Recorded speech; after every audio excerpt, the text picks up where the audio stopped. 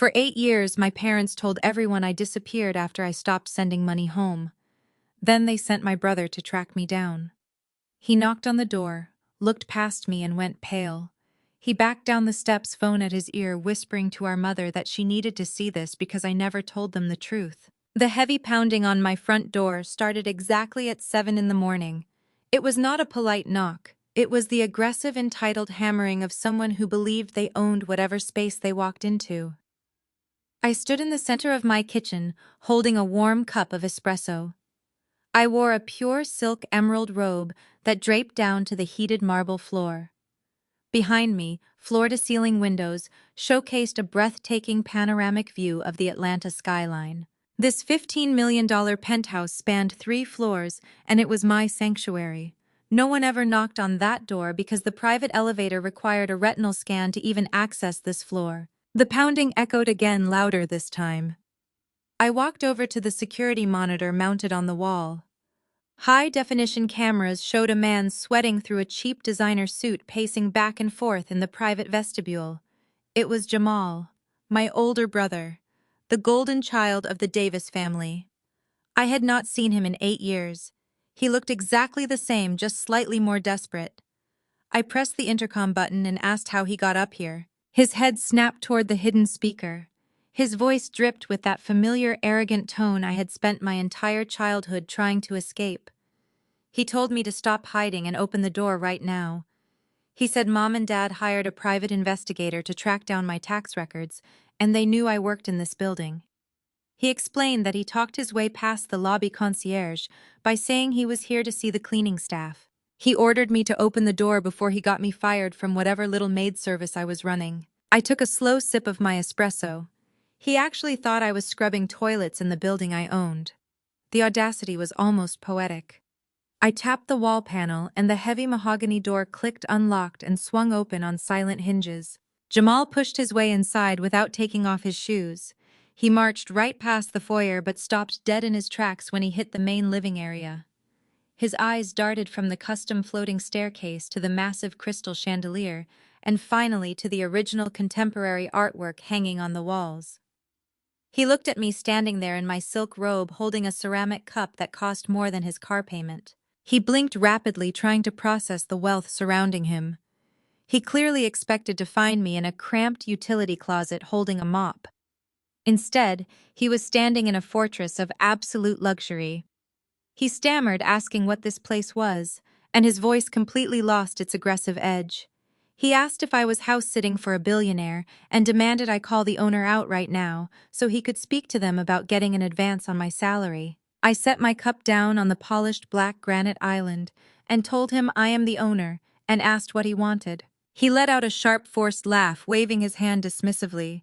He told me not to play games because I did not own a penthouse in Buckhead. He called me a college dropout who used to mix hair grease in our parents' basement. He demanded I listen to him closely because he did not have time for my delusions. He said he was in serious trouble and I was going to help the family for once in my selfish life. He stepped closer, pulling a crumpled stack of legal papers from his jacket pocket and slamming them onto my pristine countertop. He said the federal tax agents were coming after him, and his voice rose in panic. His venture capital firm was being audited, and they were threatening him with federal tax evasion and wire fraud charges. He revealed that Mom and Dad were facing secondary charges because they let him use their home address for the business registration. He stated he needed $100,000 in cash by tomorrow morning to pay off the immediate penalties and stall the investigation. I looked at the crumpled papers, then back up at his sweating face. I pointed out that he came to my workplace to demand $100,000 for his own financial crimes. He snapped and adjusted his collar defensively, claiming he was not demanding cash. He said he just needed me to co-sign a loan. He reasoned my credit should be clean since I had been off the grid for 8 years. He instructed me to take out a personal loan, hand the money over to him, and he would pay me back eventually. He added that Mom and Dad already agreed this was the best way to handle it. He looked at me and said I owed them because I disappeared and abandoned my duties to the family. The sheer entitlement radiated from him like heat. He did not ask how I was doing. He did not apologize for the 8 years of silence. He did not express an ounce of regret for the way he and my parents had treated me. He simply showed up expecting to drain my resources to save himself from his own catastrophic failures. Growing up in the Davis household meant existing solely to serve Jamal. My parents poured every dollar they had into his fraternity, dues, his luxury cars, and his fabricated image of success. Meanwhile, I was expected to work double shifts to pay for my own clothes. When I started making real money, they tried to force me to surrender my savings to pay for his extravagant lifestyle. When I refused, they called me a traitor. Now he stood in my home demanding I ruin my financial future to keep him out of federal prison. I reached out and picked up the legal documents he had thrown on the counter. I flipped through the pages, scanning the federal warnings and the staggering amounts of unpaid taxes. He was completely drowning in debt. I told him I was not signing anything, and my voice remained perfectly calm. I added that I was certainly not taking out a loan to cover his fraud because he created this mess, and he could clean it up himself. His face contorted with rage. He slammed both hands down on the granite island, leaning over it to intimidate me. He shouted that I did not have a choice and called me an ungrateful little brat with spittle flying from his lips. He explained that he and his wife Claire were hosting their 5-year vow renewal tomorrow night at the Sterling Country Club, and her father had invited all his top investors. He panicked, saying if the federal agents showed up and arrested him, it would ruin the entire event and humiliate Claire and her powerful white family. He demanded I sign the papers and get him the money, or Mom and Dad would make sure I never found work in this city again. I looked at him, studying the desperate, angry man who still believed he held power over me. He honestly thought his wife and her wealthy family gave him some kind of supreme authority. He thought bringing up our parents would make me cower in fear, just like I did when I was 22. He did not realize that the girl he used to bully was long dead. I reached over to the smart panel on the wall and pressed a single silver button. He stepped back and demanded to know what I was doing. I replied smoothly that I was calling the front desk. A crisp, professional voice echoed from the hidden speakers, immediately asking how security could assist me this morning. I never broke eye contact with Jamal. As I told security, there was a confused delivery driver in my private elevator bank who had become aggressive and refused to leave. I instructed them to send a team up to escort him off the premises and to tell the lobby concierge that if this man ever attempted to enter my building again, they were to call the police and press charges for trespassing. The voice replied instantly, confirming the order and stating the security team was entering the elevator now. Jamal stared at me, his mouth opening and closing like a suffocating fish. He finally realized I was not house-sitting. He finally realized I held all the power. He sputtered that I could not do this to him, and his voice pitched higher as the private elevator doors hissed open behind him. He pleaded that he was my brother and we were family, and I could not just throw him out when he was begging for help. 2 massive security guards stepped out of the elevator. They wore tailored black suits and carried themselves with quiet, absolute authority. They moved immediately toward Jamal, grabbing him firmly by both arms. He shouted for them to let go and struggled against their grip as they dragged him backward. He yelled at me to tell them to let him go, insisting I owed him the money and threatening that Mom and Dad would destroy me for this. I stood motionless, sipping my espresso as I watched them force him into the elevator. I softly wished him a wonderful vow renewal tomorrow, just as the doors slid shut, cutting off his frantic shouting. The penthouse returned to its peaceful silence. I walked over to the windows, looking down at the street far below. A few minutes later, I saw Jamal stumble out of the lobby doors, flanked by my security team. He looked small and pathetic, standing on the sidewalk. I watched him pull out his cell phone, pacing wildly as he dialed a number. He was calling our mother. I knew their playbook perfectly. I turned away from the window and walked into my home office. The room was lined with dark wood shelves and featured a massive glass desk. I sat down and opened my laptop, checking the latest financial reports for my company. Oasis Prestige was thriving. We had just acquired 3 new luxury commercial properties in the city. My life was flawless entirely because I had excised my toxic family from it. But I knew they would not stop. Jamal was desperate, and desperate people always returned to the well they thought they could run dry. 30 minutes later, my personal cell phone buzzed. It was a number I had blocked years ago, but they had clearly used a new phone to reach me. I picked up the device and looked at the screen. A text message from my mother, Patricia Davis, stared back at me. The message was long and typed with frantic, angry keystrokes that I could almost feel through the screen. She demanded to know how I dared treat my own flesh and blood like a criminal and humiliate my brother when he came to me in his darkest hour of need. She claimed she did not know whose bed I was sleeping in to afford that apartment, but stated I was still a Davis and still owed them for raising me. I read the words, feeling a cold, familiar chill wash over me. She had not changed. She still saw me as a commodity and a resource to be exploited for the sake of her golden child. I kept reading her message. She commanded me to listen very carefully and ordered me to bring a certified check for $100,000 to the Sterling Country Club tomorrow evening for Jamal and Claire's vow renewal. She demanded I hand it to my brother and apologize for my behavior. She threatened that if I did not show up with that money by 7 o'clock sharp, she was going to release the psychiatric evaluation documents they forced me to sign 8 years ago. I stopped breathing for a fraction of a second. Her message continued stating she kept the original copies she wrote and she would send them to every major news outlet in Atlanta. She threatened to send them to whatever rich man was letting me live in that penthouse and prove to the entire world that I was a mentally unstable hazard who had to be medicated and restrained.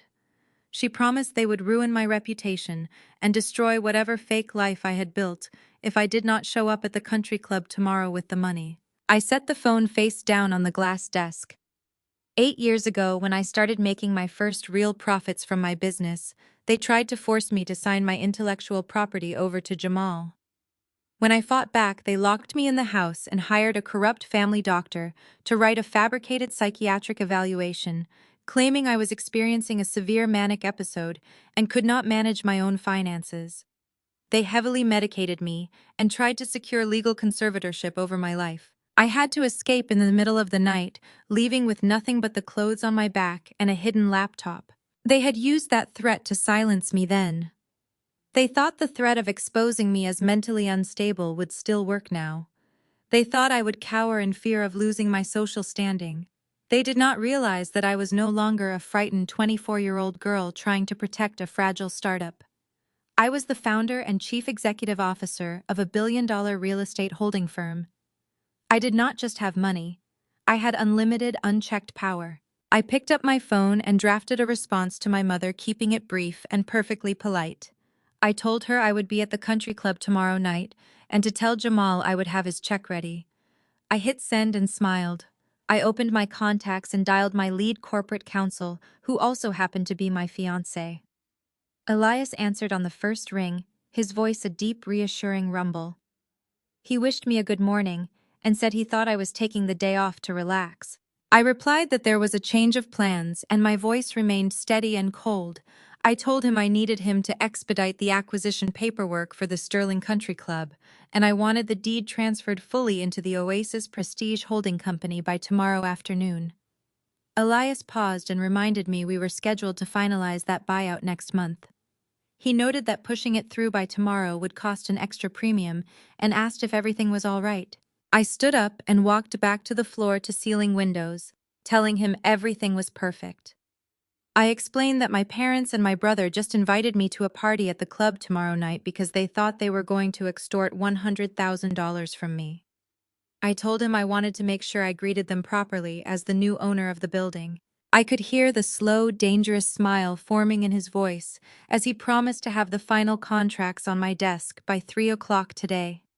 He asked if he should arrange for extra security at the venue tomorrow. I watched the morning traffic flow through the Atlanta streets far below and quietly told him yes. I instructed him to bring the entire legal team because tomorrow night my family was going to learn exactly what happens when you try to blackmail a ghost. I ended the call and walked into my expansive walk-in closet where rows of designer gowns lined the illuminated walls. I selected a custom emerald green dress, ready to show them the titan I had become. The countdown to their absolute destruction had officially begun. The Sterling Country Club sat on 200 acres of meticulously manicured land in the wealthiest zip code in the state. It was a place where old money gathered behind tall iron gates, and where people who looked like me were usually only seen wearing uniform aprons and carrying silver trays. Tonight, the massive estate was lit up like a beacon for Jamal and Claire to celebrate their 5-year vow renewal. The driveway was packed with luxury vehicles, but none of them compared to the matte black Maybach that my driver guided smoothly up to the valet stand. I stepped out of the vehicle and the crisp evening air hit my face. I wore the custom emerald green gown I had selected the night before. The silk fabric cascaded flawlessly to the ground, catching the light from the crystal chandeliers glowing through the club windows. My hair was styled in thick natural curls that framed my face perfectly. I did not look like the scared 24-year-old girl they had bullied out of their lives. I looked like wealth and absolute power combined. The valet stood frozen for a second before rushing forward to help me today. He quickly handed my driver a ticket with trembling hands. I walked up the wide marble steps and pushed open the heavy glass doors without waiting for assistance.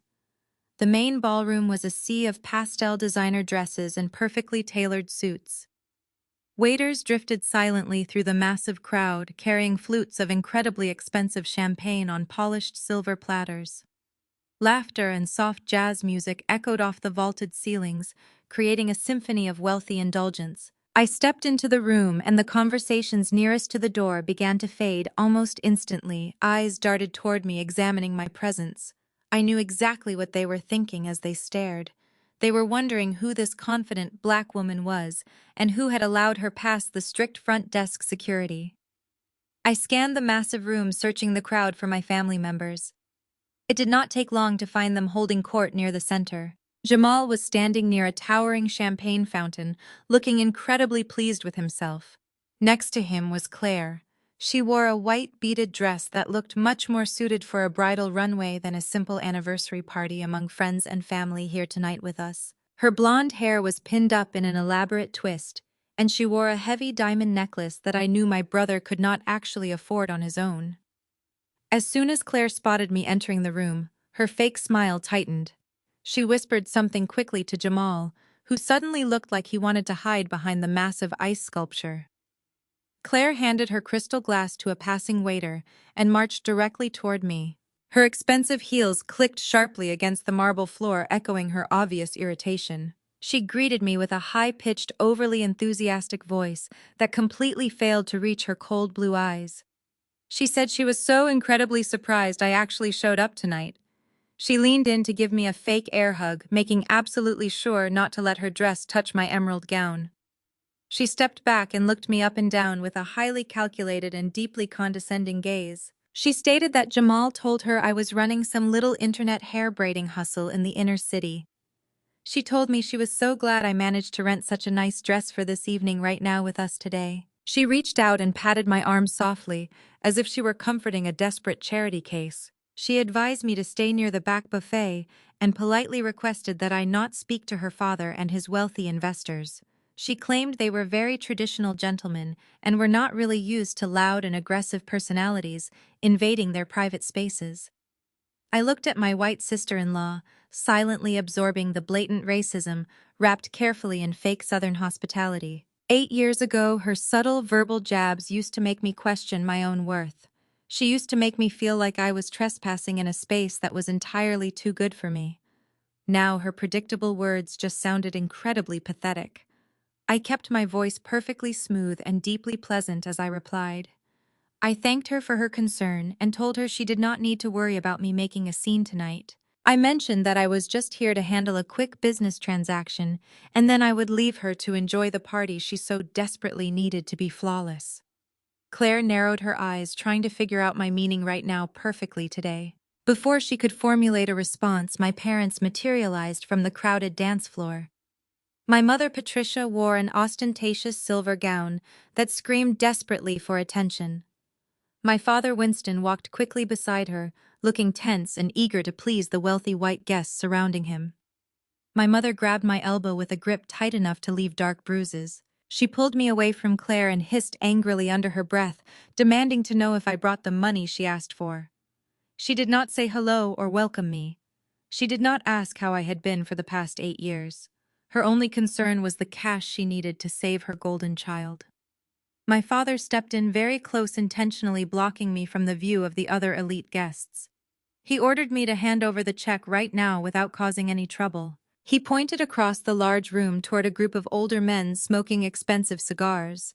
He proudly stated that Preston Sterling was standing right over there, and he was finally letting Jamal become a junior partner in his highly respected corporate firm. My father warned me strictly, looking very angry indeed today.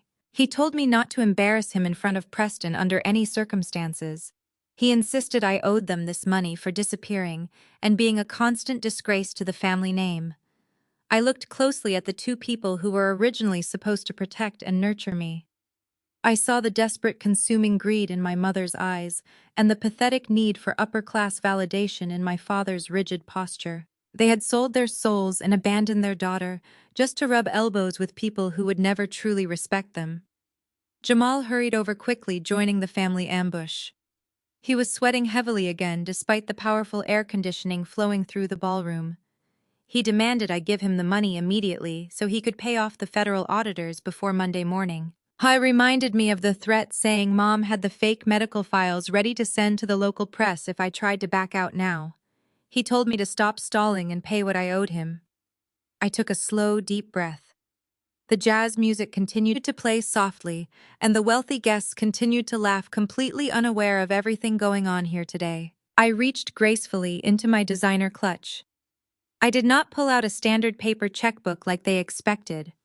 I pulled out a sleek, heavy black titanium checkbook reserved exclusively for elite corporate accounts holding billions. I opened it and carefully withdrew a solid gold-plated pen. My mother stared blankly at the titanium cover, her brow furrowing in deep confusion.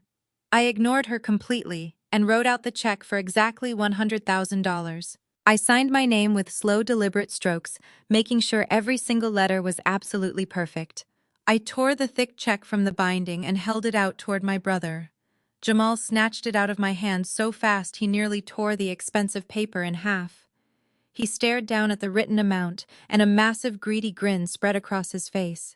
He let out a loud, heavy breath of relief and held the check up proudly for my parents to see. My mother crossed her arms and smirked at me in absolute triumph.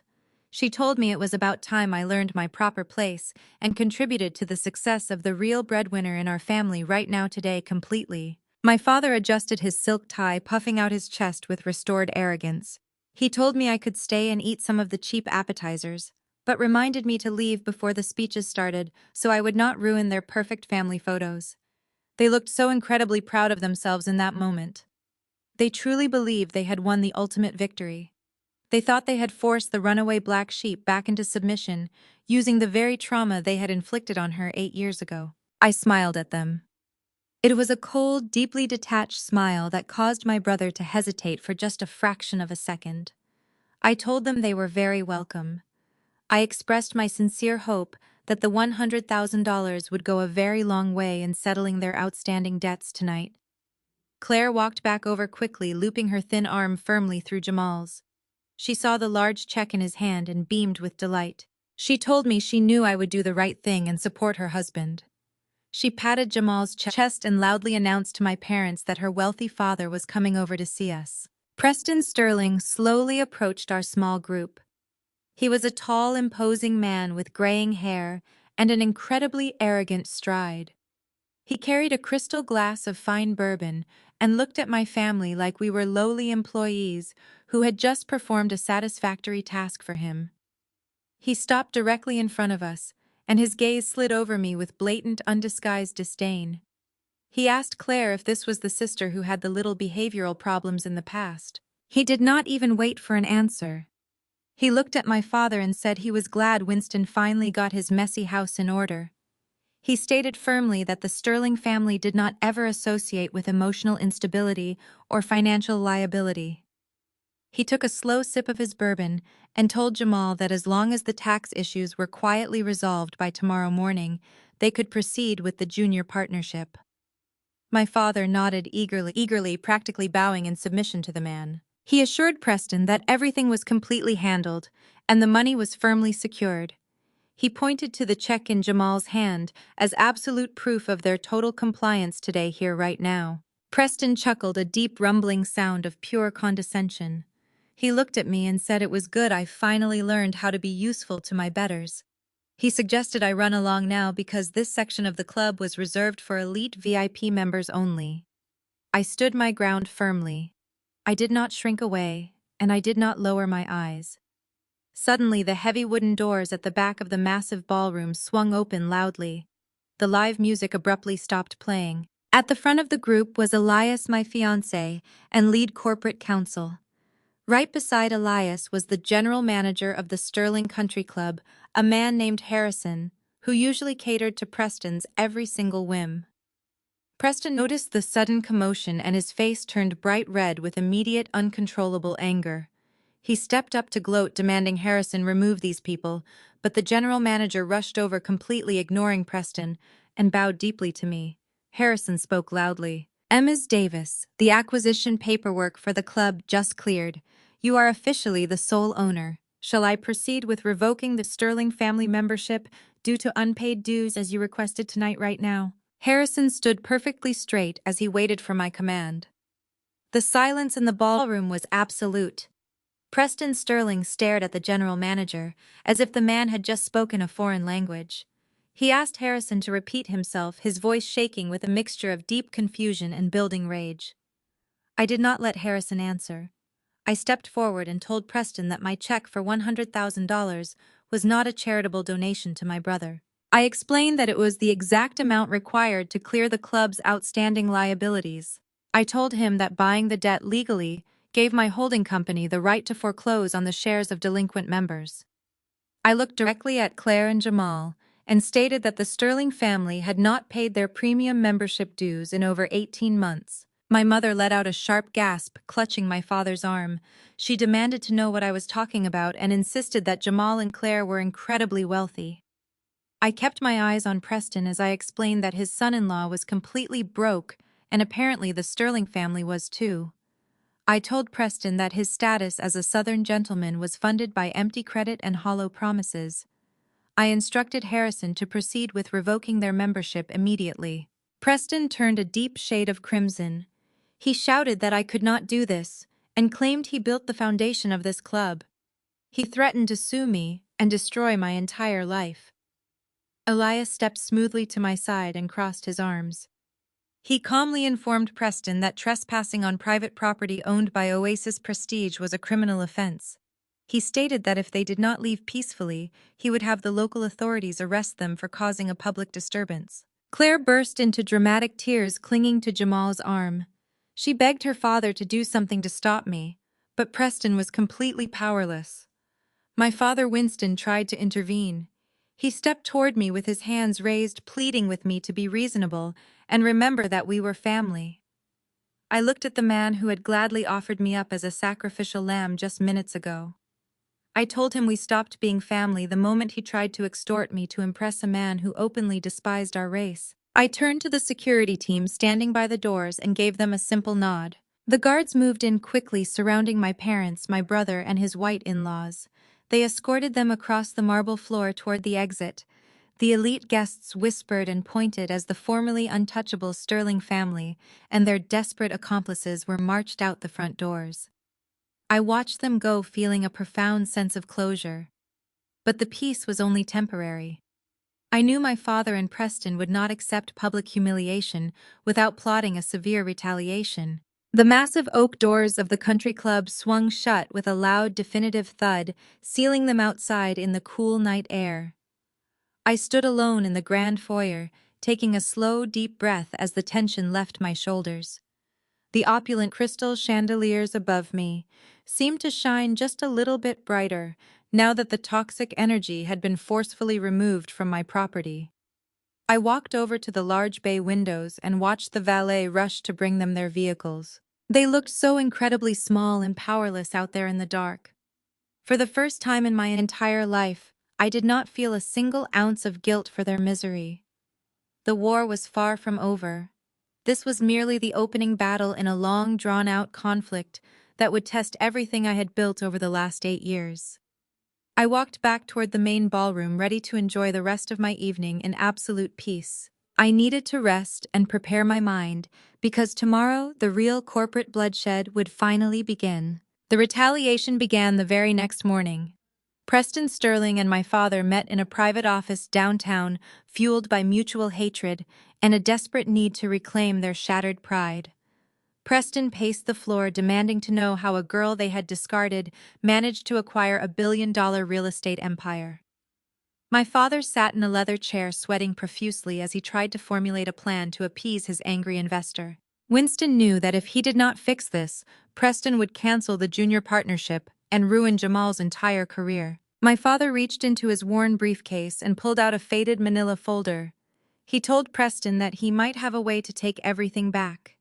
He pulled out an 8-year-old legal document and slid it across the heavy wooden desk. It was a general power of attorney. Preston stopped pacing and picked up the paper.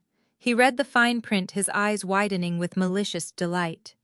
He asked my father how he managed to get my signature on such a sweeping and absolute legal transfer of rights.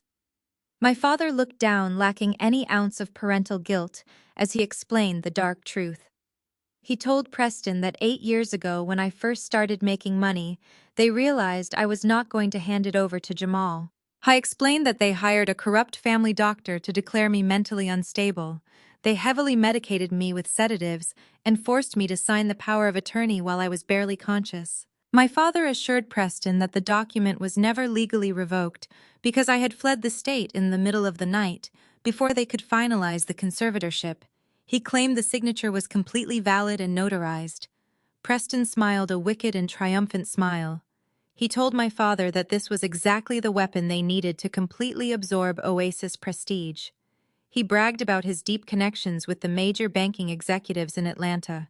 He promised he could use this document to freeze my personal liquid assets and initiate a hostile corporate takeover before I even knew what hit me. By Tuesday afternoon, their trap was set into motion. I was sitting in my penthouse office when my phone buzzed with an alert from my primary banking institution. The notification stated that my personal checking and savings accounts were temporarily frozen, pending a legal review of a power of attorney claim. A few minutes later, a text message from Claire lit up my screen.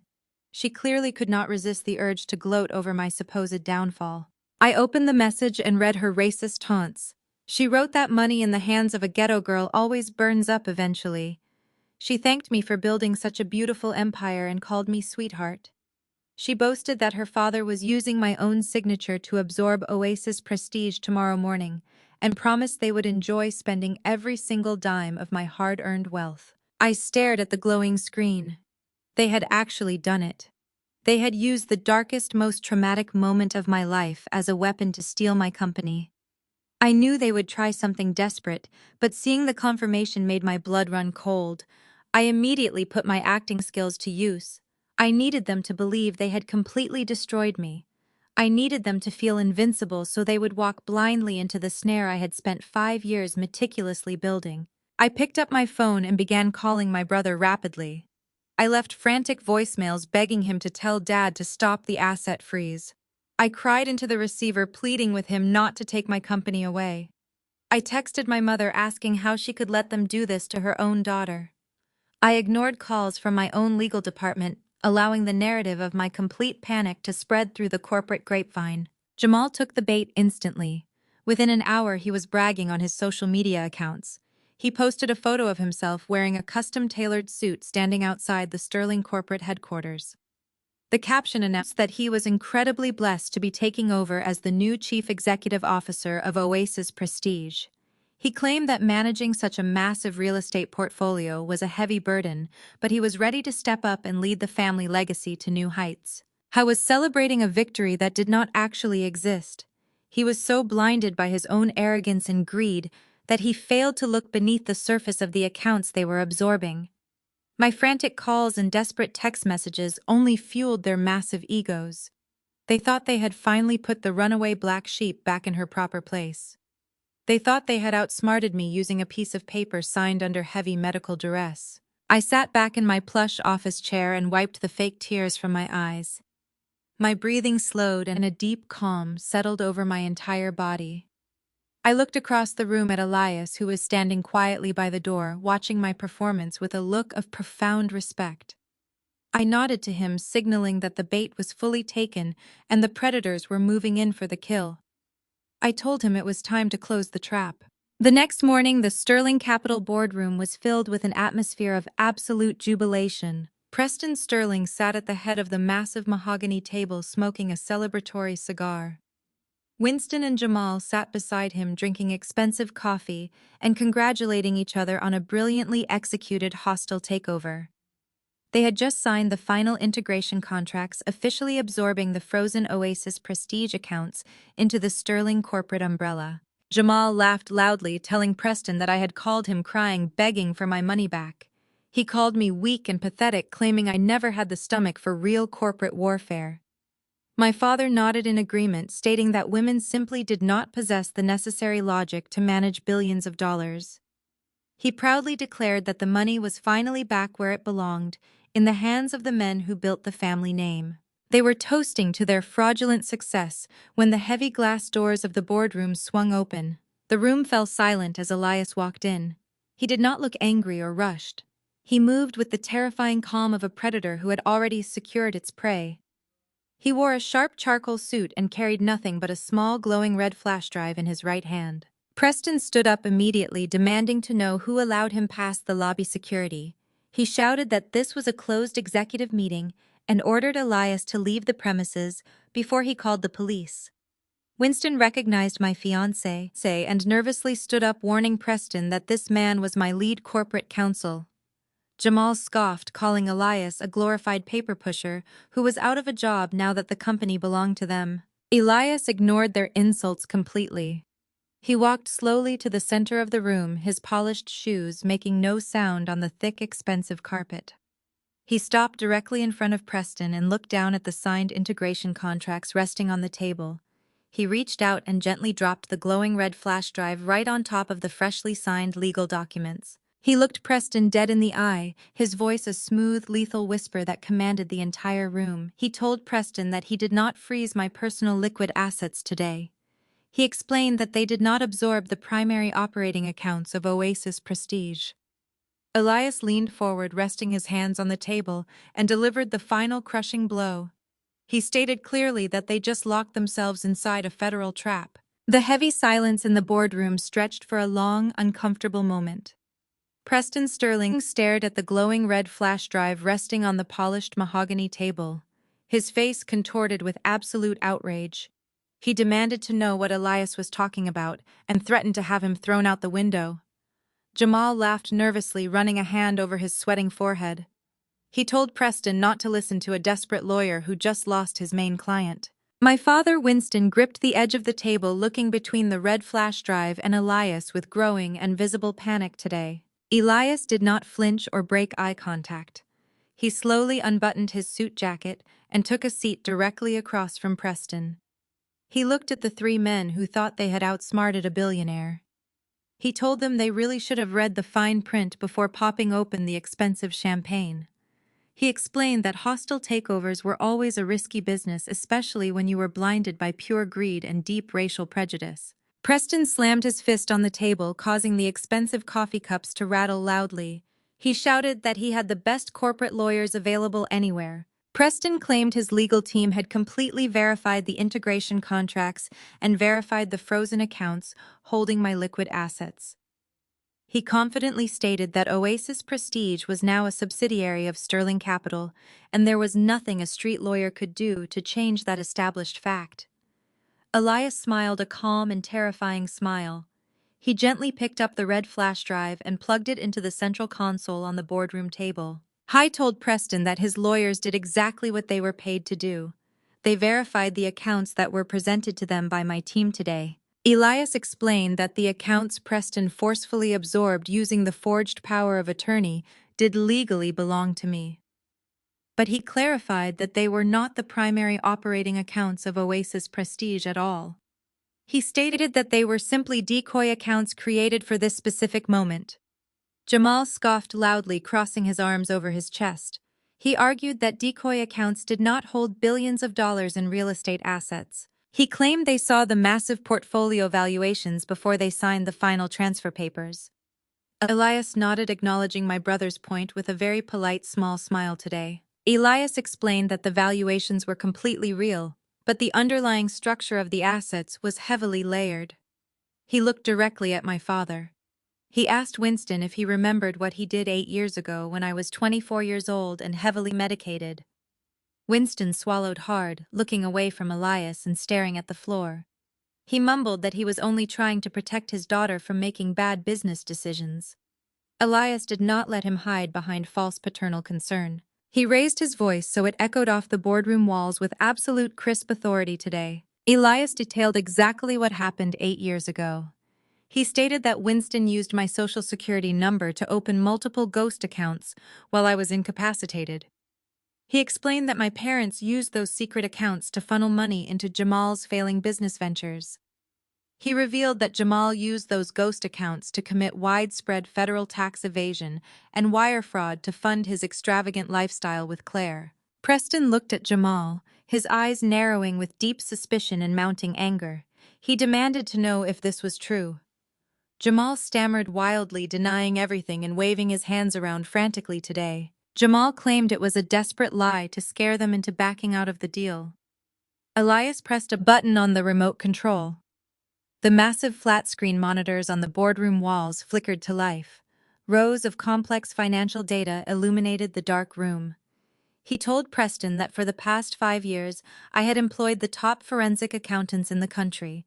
He explained that I had tracked every single digital footprint of Jamal's fraudulent activities. He showed how every stolen dollar was routed through the ghost accounts my father had illegally opened using my stolen identity today. Elias pointed to the screen detailing the exact mechanism of the trap. He explained that I had taken all of that toxic debt, all of those federal liabilities, and all of the evidence of wire fraud, and packaged them neatly into a single shell corporation. He revealed that I had named that shell corporation Oasis Prestige Holding Group. He smiled brightly as he informed them that this was the exact entity they had just aggressively absorbed. Preston stood up his chair, falling backward onto the thick carpet. He pointed a trembling finger at Elias, breathing very heavily right now today. Preston shouted that he would tie me up in court for the next 20 years. He claimed he owned the judges in this city and controlled the political landscape. He sneered, saying that a black lawyer and a runaway daughter could not touch old Southern money. He boasted that his family had built Atlanta, and he would completely bury us for trying to pull a fast one on him. Elias remained seated, completely undisturbed by the racist and classist rant echoing through the room. He told Preston that money could buy many things, but it could not buy time today. Elias clicked the remote again. The screens shifted from static data to live banking feeds. He told Preston to look very closely at his flagship company balance sheet. The three men turned their heads toward the glowing monitors. They watched in absolute horror as the live bank transfers completed their automated cycles. Elias explained the harsh reality of their situation. He stated that by signing the hostile takeover documents, Preston had legally assumed all the liabilities attached to the shell company. He revealed the final devastating number, causing the entire room to drop in temperature by several frigid degrees today. Elias told Preston that his flagship corporation had just legally assumed $60 million of Jamal's federal tax evasion and wire fraud debt. Winston gasped, clutching his chest as if he were having a heart attack. Jamal looked like he was going to vomit right there on the mahogany table. He whispered that it was impossible and claimed he did not owe that much money. Elias corrected him smoothly. He listed the accumulated penalties, the compounding interest, and the federal fines for international wire fraud. He told Preston that he did not steal a beautiful real estate empire today exactly. Elias stated clearly that Preston just swallowed a $60 million bomb and the timer had already reached 0. Preston began to hyperventilate. He grabbed his cell phone from the table, his hands shaking uncontrollably as he tried to dial his legal team. He shouted that he would reverse the integration and tear up the contracts immediately. He claimed the transaction was fraudulent, and he would have it annulled before the banks closed for the day. Elias stood up slowly, buttoning his tailored suit jacket. He told Preston that it was far too late for any legal reversals now today. Elias explained that the moment the signatures were verified, the automated systems alerted the federal authorities to the sudden movement of the flagged accounts. He stated that the trap was designed to spring shut the second they took the bait. The silence in the boardroom was absolutely suffocating. The reality of their absolute ruin settled heavily over the three arrogant men. Winston looked at Jamal with tears of panic in his eyes, realizing he had destroyed his own life to protect a criminal son. Jamal backed away from the table, looking for a way to escape the room right now. Preston just stared at the glowing monitors, watching his family legacy evaporate into a sea of federal debt. Suddenly, the harsh ringing of Preston's cell phone shattered the quiet room. The caller identification displayed the name of his chief financial officer. Preston stared at the ringing phone, paralyzed by pure terror. He slowly reached out and answered, placing the call on speaker so everyone could hear. The frantic voice of the chief financial officer filled the boardroom. He shouted that federal agents were swarming the lobby. He yelled that the Securities and Exchange Commission had just raided the building today. The chief financial officer screamed that they were demanding to see Preston immediately and locking down all the executive floors. Elias offered a polite nod to the men who had just ruined their own lives. He walked calmly toward the boardroom doors, leaving them to face the massive destruction they had brought upon themselves. Preston dropped his phone, letting it clatter loudly onto the desk. He turned his furious gaze toward Winston and Jamal. His face was a mask of pure, unadulterated hatred. He realized that aligning with my greedy family had cost him everything he had ever built today. Winston tried to speak, but the words caught in his throat. He looked toward the door, wishing he could follow Elias out of the building. Jamal grabbed his briefcase and ran toward the private exit at the back of the boardroom. He thought he could somehow escape the building before the federal agents reached the top floor. He pulled the handle, but the door remained firmly locked.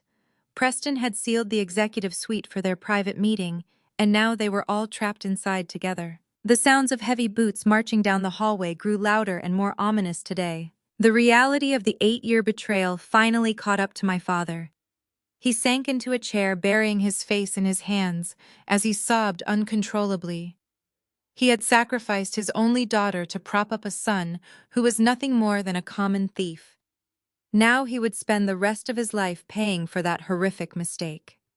Preston walked slowly toward Jamal, clenching his fists at his sides. I told Jamal that he was going to make sure he rotted in a federal prison for the rest of his miserable, natural-born adult life starting today. Jamal backed against the locked door, shaking his head in pathetic denial. He blamed everything on me, claiming I set them up because I was jealous of his perfect life. He still could not accept accountability for his own fraudulent actions. The heavy oak doors of the main boardroom entrance suddenly burst open with a deafening crash. A dozen agents wearing dark windbreakers with federal insignias stormed into the room. They spread out quickly, securing the perimeter and blocking all possible avenues of escape. The lead agent stepped forward, his voice cutting through the panic. He announced that the entire Sterling Capitol building was officially on lockdown, pending a massive federal investigation into wire fraud and corporate embezzlement. He ordered Preston and Jamal to remain seated and surrender their communication devices for immediate questioning. The immediate aftermath of the boardroom ambush was chaotic and deeply pathetic as the Securities and Exchange Commission agents locked down the entire Sterling Capitol building. Preston and Jamal were temporarily detained inside the executive suite for initial questioning, while my parents managed to slip away in the confusion. They fled back to their suburban mansion, realizing that their entire financial reality was completely collapsing around them. Instead of accepting their defeat gracefully, my mother, Patricia, and my father Winston decided to execute the only strategy they had left. They decided to manipulate the public narrative and play the victims. By the next morning, my parents had rented a large press room at a prominent downtown hotel in Atlanta. They sent urgent press releases to every local news station and corporate media outlet, claiming they were the victims of a hostile takeover orchestrated by an unstable and vindictive family member. The room filled quickly with reporters and camera crews eager to cover the massive scandal involving one of the wealthiest old money families in the city. My parents sat at a long table draped in white linen, looking intentionally exhausted and deeply heartbroken for the flashing camera lenses today. Claire sat beside them, dabbing her dry eyes with a delicate lace handkerchief. She wore a simple beige dress deliberately chosen to make her look fragile and completely innocent in this corporate bloodbath. Jamal was notably absent, still dealing with federal agents, and his rapidly crumbling legal defense.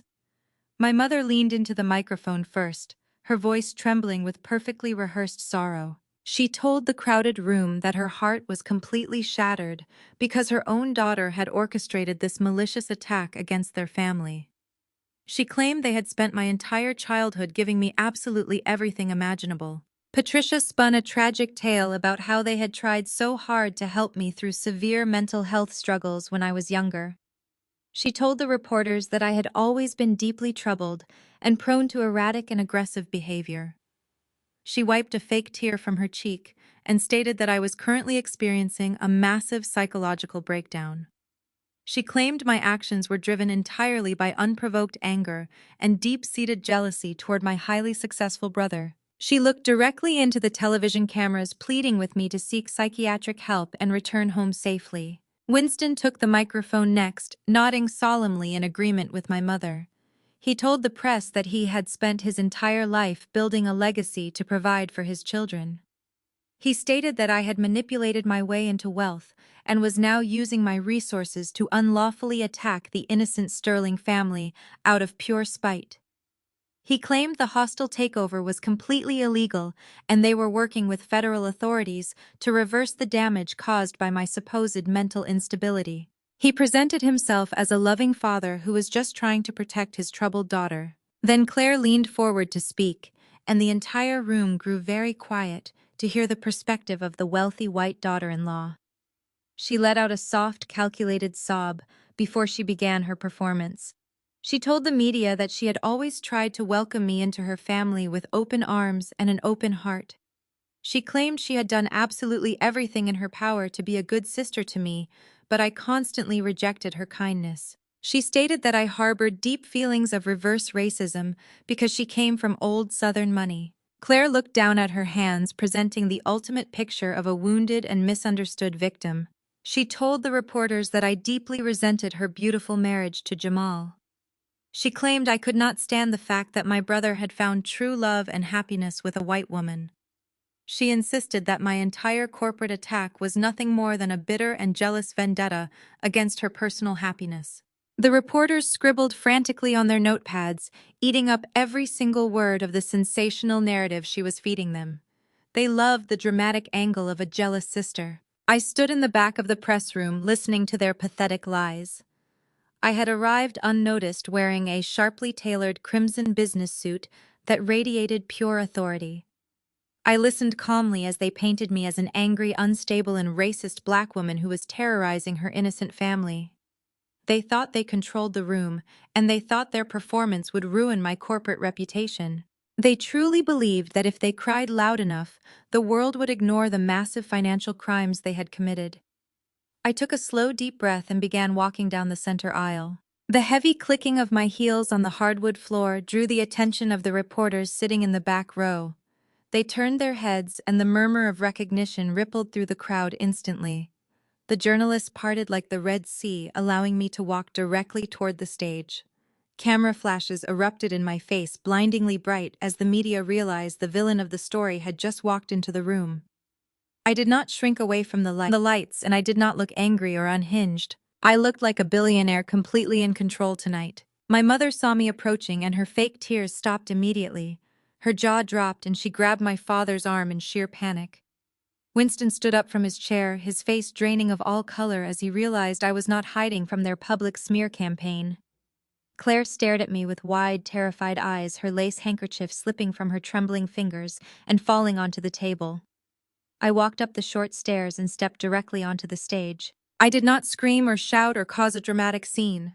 I simply walked right over to where Claire sat. I looked down at her and calmly took the microphone directly out of her shaking hand. I turned to face the sea of reporters and camera crews filling the large hotel room. The silence in the venue was so absolute you could hear a pin drop. I introduced myself clearly and confidently, stating my name and my title as the Chief Executive Officer of Oasis Prestige Holding Group.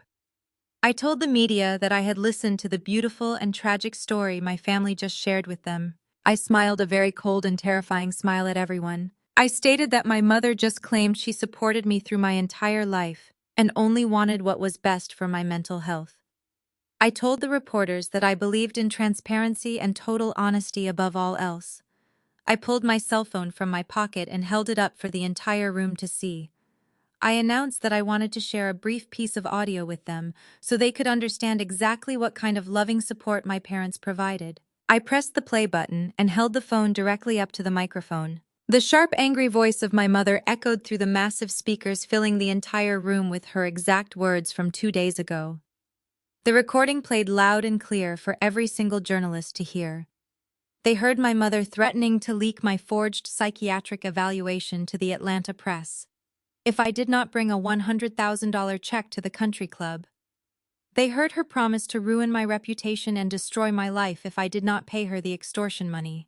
The raw, undeniable proof of her blackmail played for the world. The reporters gasped in collective shock.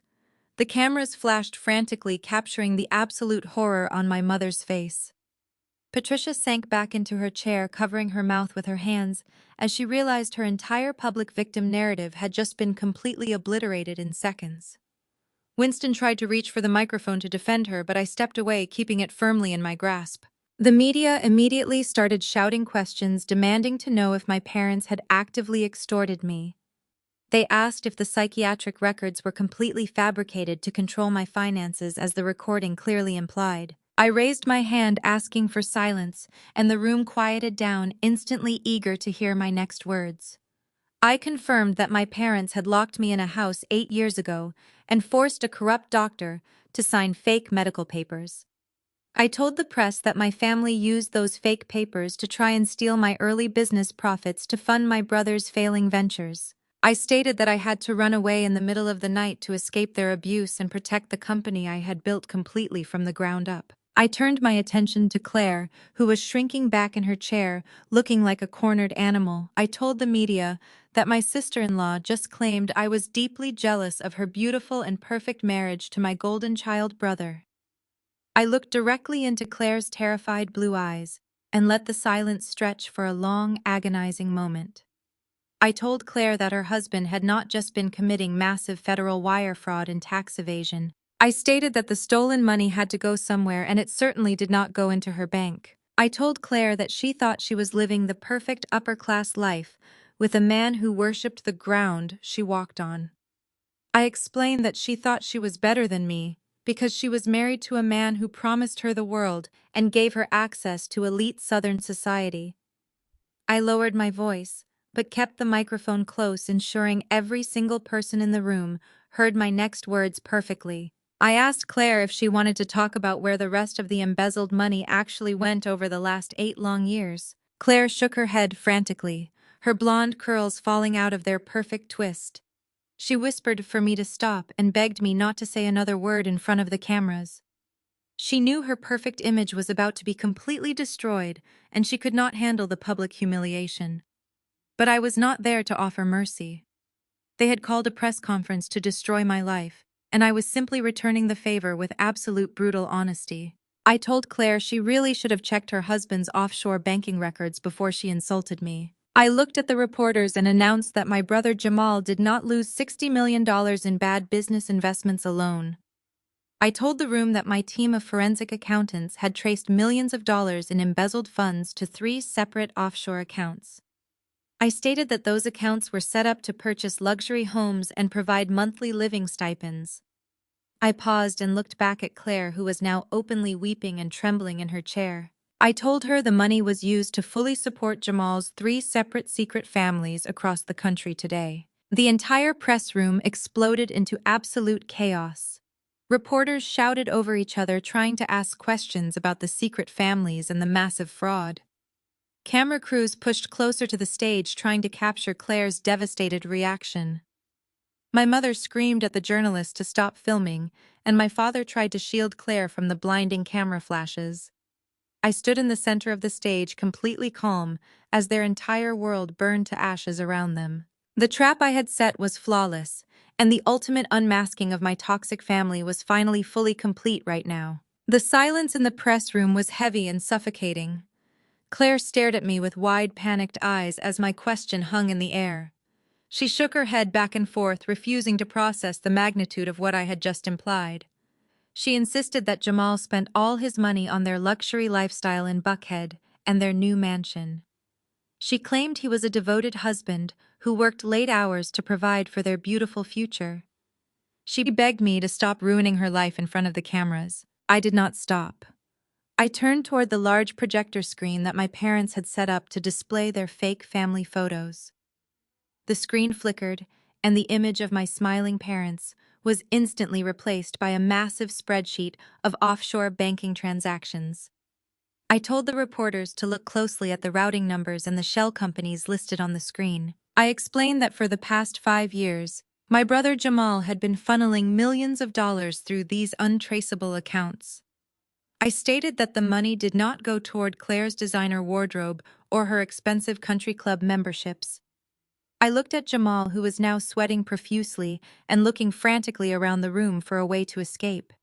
He tried to lunge toward the projector cables to pull the plug, but my security team stepped forward, blocking his path completely. I turned back to the media and pointed at the first block of highlighted financial transfers.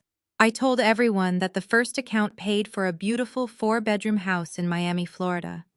I explained that it also provided a monthly stipend of $10,000. I clicked the remote again, and a photograph appeared on the screen. It showed Jamal smiling brightly and holding a toddler next to a woman who was definitely not Claire. I announced that this was Jamal's first secret family. I stated that he had been supporting them with embezzled funds for 4 years, while telling Claire he was on frequent business trips to the East Coast.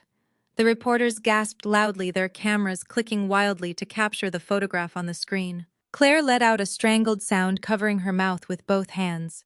She stumbled backward, bumping into the press table as her legs gave out. She whispered that it was impossible and claimed the photo was photoshopped. She looked at Jamal, begging him to tell her it was just a malicious lie. Jamal could not even look her in the eye. He stared at the floor, his shoulders trembling as his perfect facade began to crack into a million pieces. I did not give them a single second to recover. I told the press that the second offshore account purchased a luxury condo in Chicago, Illinois. I revealed that this account also paid for private school tuition and a luxury sports car. I changed the slide to show another photograph of Jamal. This time he was kissing a different woman on a balcony, holding a baby in his arms. I informed the room that this was his second secret family. I explained that this relationship had been going on for over 5 years, meaning it started before he even married Claire. I stated that the money he stole from my early business profits actually paid for the down payment on that Chicago condo. The journalists were absolutely frantic now, shouting questions at Jamal and demanding to know how he managed to hide multiple families for so long. My mother, Patricia, was shaking her head in complete denial. She grabbed my father's arm and cried out that I was fabricating evidence to destroy her beautiful boy. She yelled at the reporters to stop filming, claiming I was a vindictive liar who hated seeing my brother happy. My father, Winston, stood perfectly still, staring at the screen with a look of dawning horror. He finally realized that the son he had sacrificed everything for was nothing but a reckless, degenerate liar. I told the room that my brother was nothing if not an overachiever. I pointed to the third block of financial data showing massive wire transfers to a bank in Dallas, Texas. I displayed the final photograph showing Jamal with yet another woman and twin boys. I announced that this was the third secret family. I explained that the money stolen from his corporate investors was currently funding a lavish lifestyle for 3 separate households across the country. I looked directly at Claire, who was now openly hyperventilating. I told her that her perfect Southern gentleman husband was a serial cheater, a deadbeat father who hid his children from the world, and a massive financial fraud. The truth hung in the air, completely undeniable and absolutely devastating. The golden child of the Davis family was fully exposed for the entire world to see. He was not a brilliant venture capitalist or a loving husband. He was a cowardly, manipulative thief who used every single person in his life to fund his endless deceit.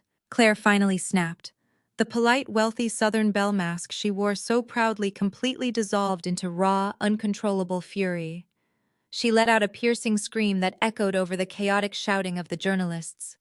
She lunged forward with her hands raised and grabbed Jamal by the collar of his expensive suit. She demanded to know how he could do this to her after she elevated him into her elite social circle. She screamed that she had defended him to her father and brought him into their wealthy society. She slapped him across the face so hard the sound cracked like a whip through the room. Jamal stumbled backward, holding his red cheek, but Claire did not stop. She hit him again and again, screaming that he humiliated her and ruined her family name. The cameras captured every single second of her physical and emotional meltdown.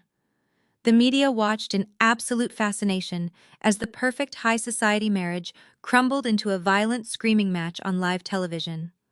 Jamal's carefully constructed life was burning to the ground, and there was absolutely nothing he could do to stop the massive inferno. He tried to grab Claire's wrist to stop her from hitting him, but she kicked his shin and pushed him away with pure disgust.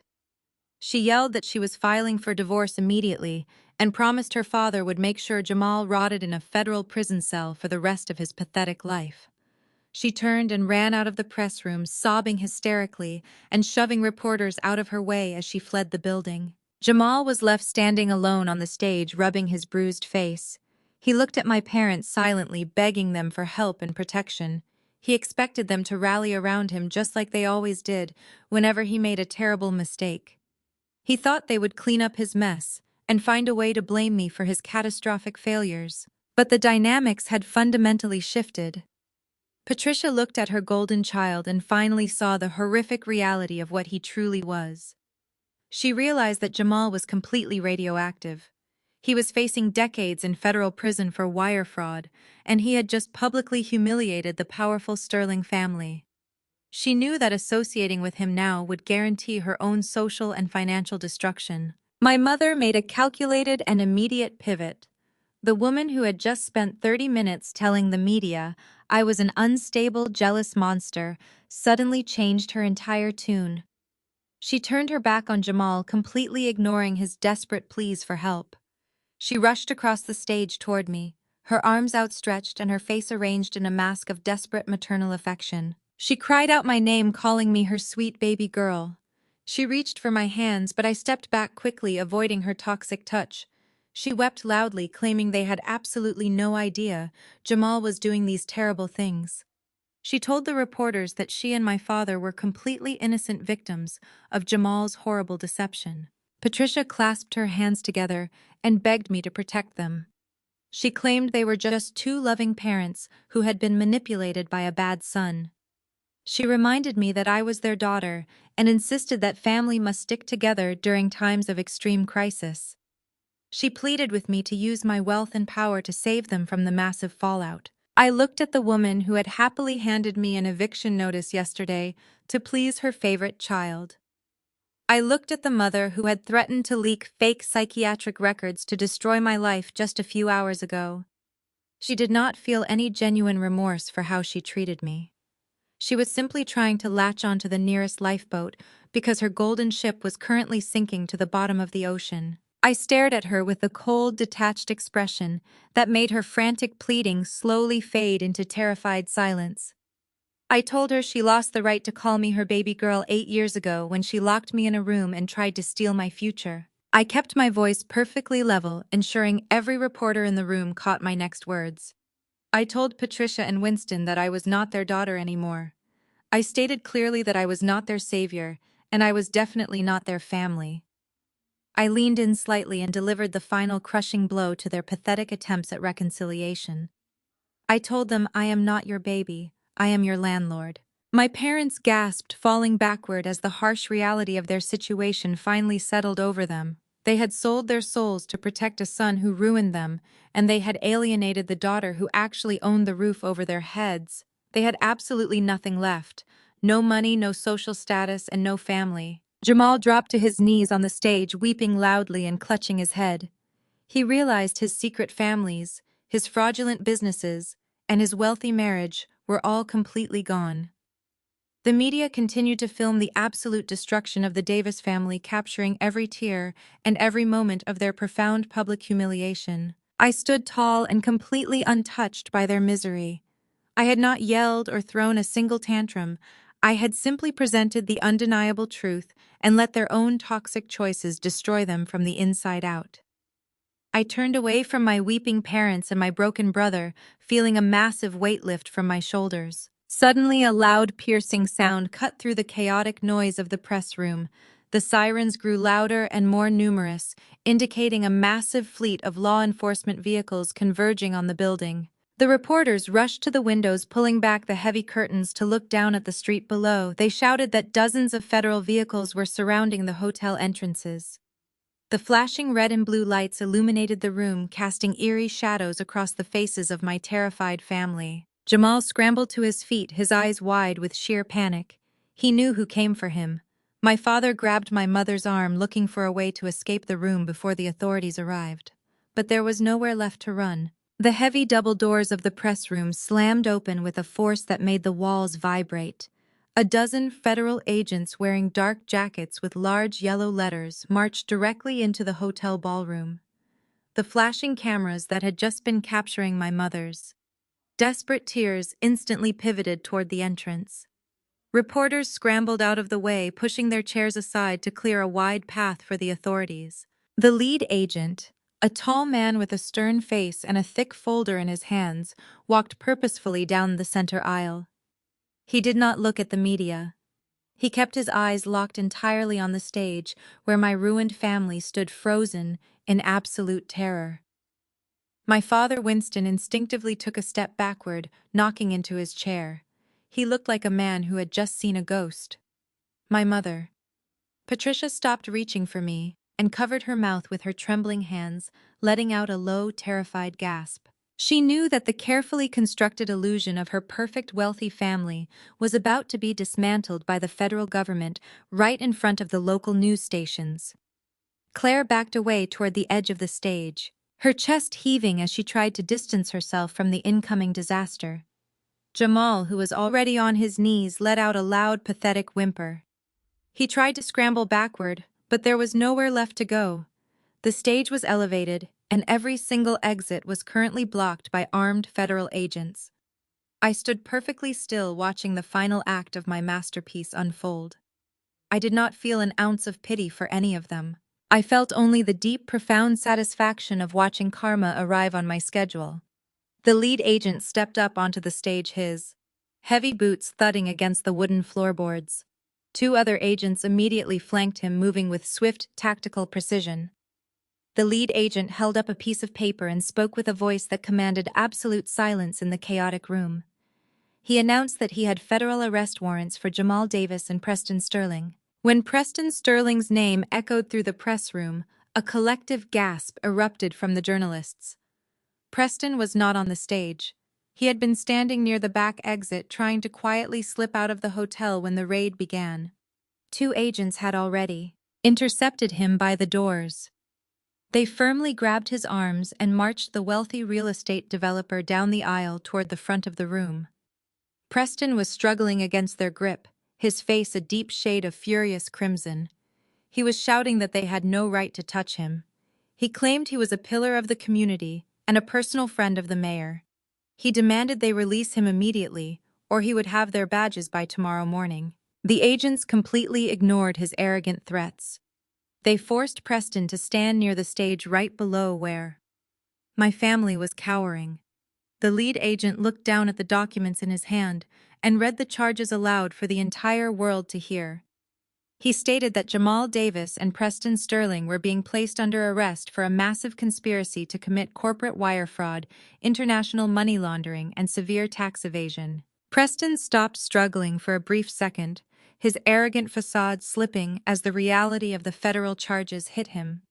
He looked up at the stage and locked eyes with my father. For years, my father had worshipped the ground Preston walked on. Winston had spent his entire life trying to assimilate into wealthy white society. He had thrown his own black daughter under the bus just to impress this man. Winston had drained my college fund and forced me to sign away my rights just so his son could marry into the Sterling family. My father had believed that proximity to white wealth would somehow protect him from the consequences of his actions. Now that illusion was completely shattered. As the federal agent pulled a pair of heavy silver handcuffs from his belt and secured them tightly around Preston's wrists, the wealthy developer finally lost his mind. The polite Southern gentleman mask he wore to country club dinners and charity galas dissolved into pure venomous rage. Preston strained against the handcuffs and looked at my father with absolute disgust. He spat his words out, letting his true racist colors show in front of dozens of rolling television cameras. He screamed at Winston, calling him a pathetic fool. Preston shouted that he should never have done business with street trash like the Davis family. He yelled that he opened his doors to them and allowed Jamal to marry his precious daughter because they promised him a lucrative corporate partnership. Preston pulled against the agents holding him, his face twisted in hateful fury. He hurled vile, racially charged insults at my father and my brother, making it explicitly clear how he truly viewed black people. He shouted that they were nothing but common thugs wearing expensive suits. He screamed that they had completely ruined his pristine family legacy with their ghetto business practices. He told Winston that he was a disgusting joke of a man who could not even control his own rebellious daughter. Winston stood on the stage completely paralyzed by the vicious verbal assault. The man he had idolized, the man he had sold his soul to please, was publicly degrading him on live television. My father realized in that exact moment that Preston never respected him. Preston had only tolerated my family because they were a convenient tool for his money laundering schemes. When the schemes fell apart, Preston instantly reverted to viewing them as disposable and inferior. My father's shoulders slumped, and he looked down at the floor completely broken. His entire life had been dedicated to craving white validation, and now that validation was cursing him in handcuffs. The journalists recorded every single second of the racist tirade, their cameras capturing the absolute humiliation of Winston Davis. My mother stood frozen beside him, her earlier tears drying up as she listened to her wealthy in-law call her family street trash. She had bragged so much about Claire's wealthy background to all her friends, and now that background was screaming racial slurs in a crowded hotel room. The federal agents forcefully turned Preston around and marched him out of the press room. He continued to kick and shout threats all the way out the door, his prestigious reputation forever destroyed. With Preston gone, the lead agent turned his full attention to Jamal. Jamal was still kneeling on the stage, shaking violently. The agent ordered him to stand up and place his hands behind his back. Jamal refused to comply. He let out a loud, pathetic sob and began crawling across the stage toward me. My security guards stepped forward to intercept him, but I raised my hand, signaling them to stand down. I wanted to hear exactly what my brother had to say. Jamal reached my feet and desperately grabbed the hem of my crimson business suit. His face was covered in sweat and tears.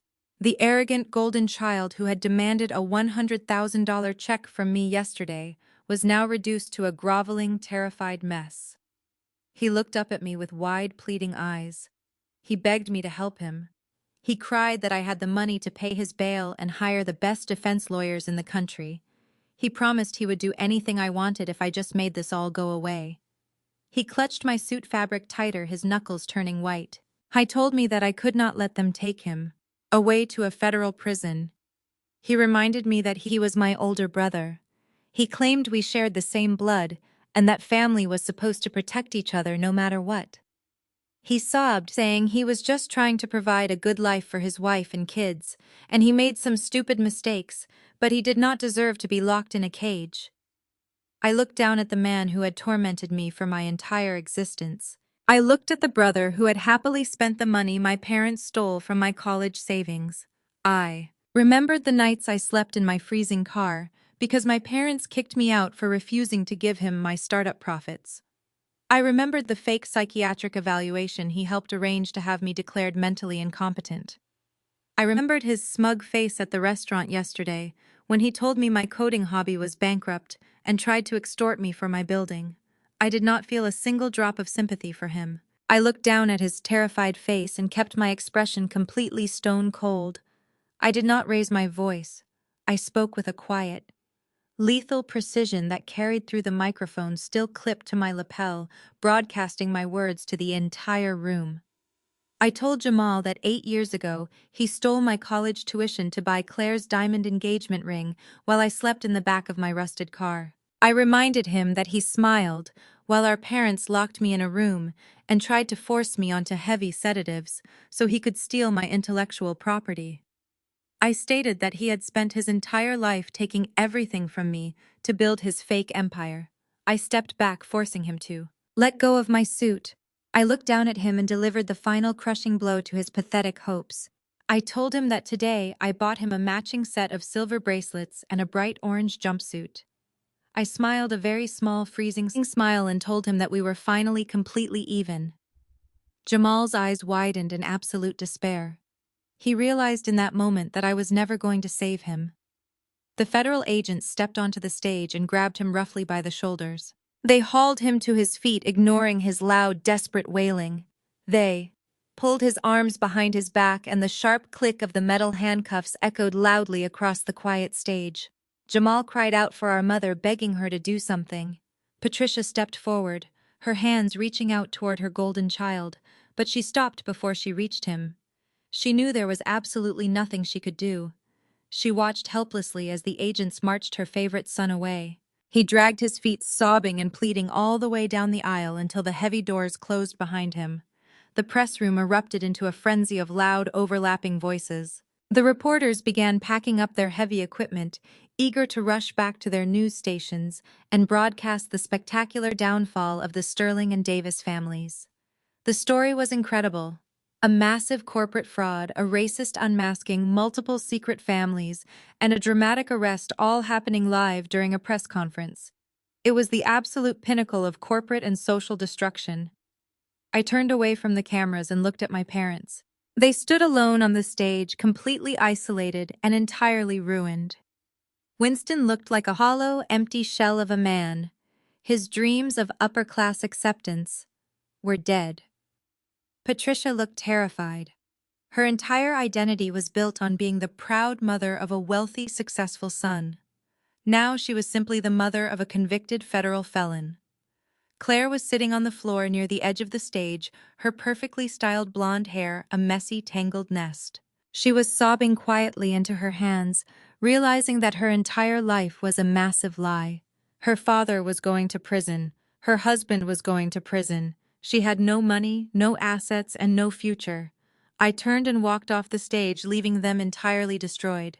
The air outside the hotel felt incredibly crisp and clean as I walked through the sliding glass doors, leaving the absolute chaos of the press room far behind me. Elias was waiting by the curb, standing next to the sleek black town car that would take us back to the penthouse. He opened the door for me, his expression radiating a quiet but profound pride. We slid into the comfortable leather seats, and the driver merged smoothly into the bustling Atlanta traffic. I leaned my head against the headrest and closed my eyes, letting the steady hum of the engine soothe my racing thoughts. For the first time in my entire life, my mind was completely quiet. There was no lingering anxiety about what my parents might do next, and no dread about my brother's impending demands. I had surgically removed the cancerous tumor that had been eating away at my peace for 32 years. While I rode back to my sanctuary, my parents were forced to navigate a much different reality. Patricia and Winston had managed to slip out the back service exit of the hotel, avoiding the swarm of reporters who were desperately trying to get a statement from them. They climbed into their luxury sports utility vehicle in complete silence. The drive back to their sprawling estate in Buckhead was heavy with the suffocating weight of their new reality. They had lost their golden child to the federal justice system, and they had permanently alienated the daughter who actually had the power to save them. But as they turned onto the private tree-lined street that led to their massive brick mansion, a false sense of security began to settle over them. They looked at the perfectly manicured lawns, the towering oak trees, and the expensive vehicles parked in the driveways of their wealthy neighbors. They convinced themselves that despite the horrific public humiliation, they still had their social standing and their physical wealth. My mother walked through the heavy mahogany front doors and immediately began barking orders at the household staff. She demanded a hot bath and a glass of expensive wine, acting as if she had simply endured a stressful charity gala rather than a public unmasking of her toxic family. She refused to turn on the television or look at her cell phone, completely shutting out the reality of the federal raid. She told my father that they just needed to lay low for a few weeks until the media found a new scandal to fixate on. She claimed that their friends in the neighborhood would understand and support them because they were good Christian people who had simply been victimized by a rebellious and deeply troubled daughter. Winston wanted to believe her desperate delusions. He poured himself a large glass of bourbon and sat in his dark leather recliner, trying to convince himself that they could survive this catastrophic embarrassment. He thought that as long as they had this magnificent house, they could eventually rebuild their shattered reputation. They went to sleep that night, wrapped in expensive silk sheets, completely unaware that the ground beneath them had already been legally sold. The morning sun rose brightly over the Buckhead estate, casting a warm golden glow across the expansive property. Patricia woke up and put on a plush cashmere robe determined to maintain her illusion of upper-class perfection. She walked down the grand sweeping staircase and headed into the gourmet kitchen, expecting the private chef to have breakfast prepared. Instead, she found the kitchen completely empty. The household staff had seen the morning news broadcast detailing the massive federal fraud charges and the frozen family assets. They had quietly packed their belongings and abandoned the sinking ship before dawn, leaving my parents entirely alone in the massive, silent house. Winston was sitting at the dining room table, surrounded by stacks of financial documents and legal paperwork. His face was gray and drawn, showing the true toll of the previous day's events. He was frantically trying to call his personal attorneys, but every single call went straight to voicemail. The elite lawyers who had happily taken his money for years were now actively avoiding any association with a man implicated in a $60 million federal fraud conspiracy. Patricia poured herself a cup of coffee from the automated machine and sat across from him. She told him to stop worrying and insisted that everything would be perfectly fine once the initial shock wore off. She claimed they just needed to host a small, elegant dinner party for their closest friends to control the narrative and explain their side of the story. Her pathetic delusions were abruptly shattered by a loud, authoritative knock at the front door. The heavy pounding echoed through the grand foyer, causing both of them to jump in surprise. Winston stood up slowly, his heart pounding in his chest. He thought it might be the reporters who had finally tracked down their home address. He smoothed his wrinkled shirt and walked cautiously toward the entryway, telling Patricia to stay back. He peered through the thick, beveled glass of the front door, expecting to see television cameras and microphones. Instead, he saw two uniformed officers from the county sheriff's department standing on the porch. Flanking them was a tall man in a perfectly tailored charcoal suit holding a thick stack of legal documents. It was Elias. Winston unlocked the door with trembling fingers and pulled it open just a few inches. He tried to muster a look of wealthy indignation, demanding to know why law enforcement was trespassing on his private property so early in the morning. He told the officers that he was a respected member of the community and he would not tolerate being harassed at his own home. The officers did not flinch, and they certainly did not look impressed by his large brick mansion. They stepped aside slightly, allowing Elias to move to the front of the group. Elias did not offer a polite greeting. He simply held out a heavy cream-colored envelope and pushed it directly into my father's shaking hands. Winston looked down at the envelope and then back up at Elias, his voice wavering as he asked what this was about. Elias kept his expression completely neutral and his voice perfectly level, ensuring every word landed with maximum impact. He told Winston that he was holding a formal notice of immediate foreclosure and a mandatory eviction order signed by a superior court judge. Winston stumbled backward as if he had been physically struck. He dropped the envelope onto the marble floor of the foyer and shook his head violently. He claimed there was a massive mistake and insisted that this house belonged to him and his wife. He shouted that they had lived here for 20 years and the mortgage was in his name. Elias stepped smoothly into the foyer, forcing Winston to retreat even further into the house. Elias calmly reminded my father about the massive commercial loan he took out 3 years ago to bail Jamal out of his first major gambling scandal. He explained that Winston had used this very estate as the primary collateral to secure that desperate multi-million-dollar loan.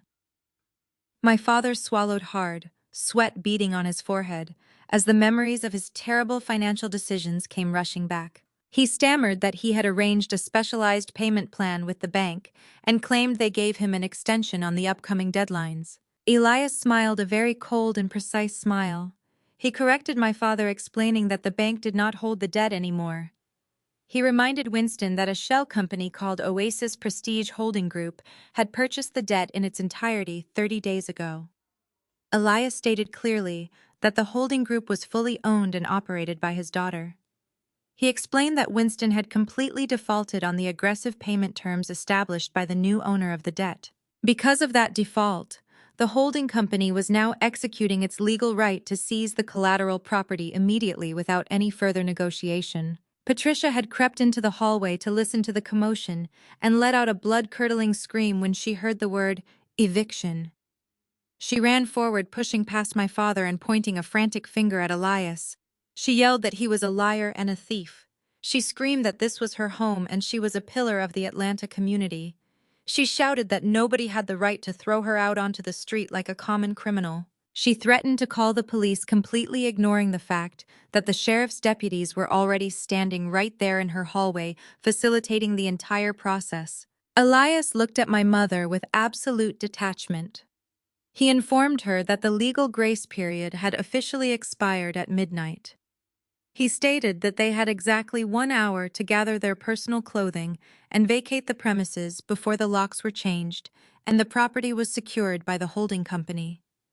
Patricia fell to her knees on the expensive marble floor, sobbing hysterically and beating her fists against the ground. She cried out for me, demanding to know how her own daughter could be so incredibly heartless and cruel. She wailed that she had decorated every single room in this house, and she would rather die than let me take it away from her. As if answering her desperate cries, the low rumble of heavy diesel engines echoed down the quiet suburban street. Winston and Patricia looked out the open front door, their eyes widening in sheer horror. A fleet of massive moving trucks was pulling slowly onto their pristine circular driveway. The trucks bore the logo of a premier corporate relocation service. The large vehicles parked along the edge of the lawn, crushing the expensive landscaping and blocking any possible escape route. Dozens of workers wearing matching uniforms poured out of the trucks, carrying heavy moving dollies, empty cardboard boxes, and rolls of industrial packing tape. Behind the moving trucks, a sleek black Maybach pulled smoothly up to the curb. The driver quickly exited the vehicle and opened the rear passenger door. I stepped out into the bright morning sunlight wearing a sharp white business suit that contrasted perfectly with the dark chaos unfolding on the lawn. I wore large dark sunglasses and carried a single cup of artisanal coffee. I walked up the driveway with slow, deliberate steps, watching the absolute destruction of my parents' false reality. The moving workers immediately marched past me and entered the house, ignoring my weeping mother and my paralyzed father. They began systematically cataloging and wrapping the expensive artwork hanging in the foyer. Winston rushed out onto the front porch, his face pale and his hands shaking uncontrollably. He called out my name, begging me to stop the workers. He claimed that taking the house was going too far and pleaded with me to give them just a little more time to find the money. He promised he would sell his cars and liquidate his remaining retirement funds to pay me back. He swore he would do whatever I wanted if I just called off the eviction and let them keep their beautiful family home forever. I stopped at the bottom of the brick stairs and took a slow sip of my coffee. I looked up at the man who had gladly watched his son try to steal my company yesterday. I looked at the father who had spent his entire life making me feel like an inadequate, worthless burden. I lowered my sunglasses slightly so he could see the absolute lack of mercy in my eyes. I told him that I did not want his cars, and I certainly did not want his pathetic retirement funds. I stated that I had given him exactly 30 days to pay the $2.5 million he owed me. I kept my voice perfectly level, letting the words carry up the steps and strike him directly in the chest. I reminded him that it had been exactly 30 days since I bought his toxic debt. I told him that I always honored my contracts, and I expected others to do the same. I took a step closer and delivered the final absolute truth that he needed to hear. I told him that his time was completely up and his lease on this fake upper-class life had officially expired today. Patricia crawled out onto the porch, her expensive robe dragging on the hard concrete. She reached her hands out toward me, sobbing uncontrollably. She begged me not to take her antique furniture and her imported rugs. She cried that she had spent decades curating this perfect home, and it was the only thing she had left in the world. She pleaded with me to remember the good times we shared when I was a little girl before the money and the greed ruined everything. She asked me how I could sleep at night knowing my parents were homeless and destitute on the streets of Atlanta today. I looked at her tear-stained face and felt absolutely nothing inside my heart. I told her that I would sleep perfectly fine in my $15 million penthouse, knowing that my assets were completely secure and fully protected. I pointed out that the workers were already carrying her prized antique grandfather clock out the front door and loading it securely into the back of a large moving truck. I informed her that every single piece of furniture, every imported rug, and every expensive chandelier now legally belonged to my holding company to cover the massive interest on their defaulted loan. I told her she could keep the clothes on her back and the fake pearls around her neck, but absolutely everything else was mine. I turned away from them and walked back down the driveway toward my waiting vehicle. The sound of my heels clicking against the pavement mixed perfectly with the loud wailing of my mother and the heavy thud of moving boxes being loaded into the trucks. I did not look back at the massive brick mansion or the two broken people standing alone on the front porch. They had spent their entire lives worshiping material wealth and superficial social status at the immense expense of their own daughter. Now they were watching that precious wealth being systematically boxed up and driven away by the very person they had ruthlessly tried to destroy for decades. The execution of their grand family legacy was completely absolute, and my independent empire was finally fully secure. The days following the absolute destruction of my parents' false reality were remarkably quiet. I spent my mornings in the penthouse watching the sunrise paint the Atlanta skyline in brilliant shades of gold and pale pink. The massive windows of my sanctuary offered a silent view of the city, where so many people scrambled for power and wealth while I simply existed above it all in perfect peace. Elias had already left for the corporate office to manage the final legal details of the various asset seizures and hostile takeovers we had successfully executed. I was completely alone, enjoying a rare moment of absolute stillness.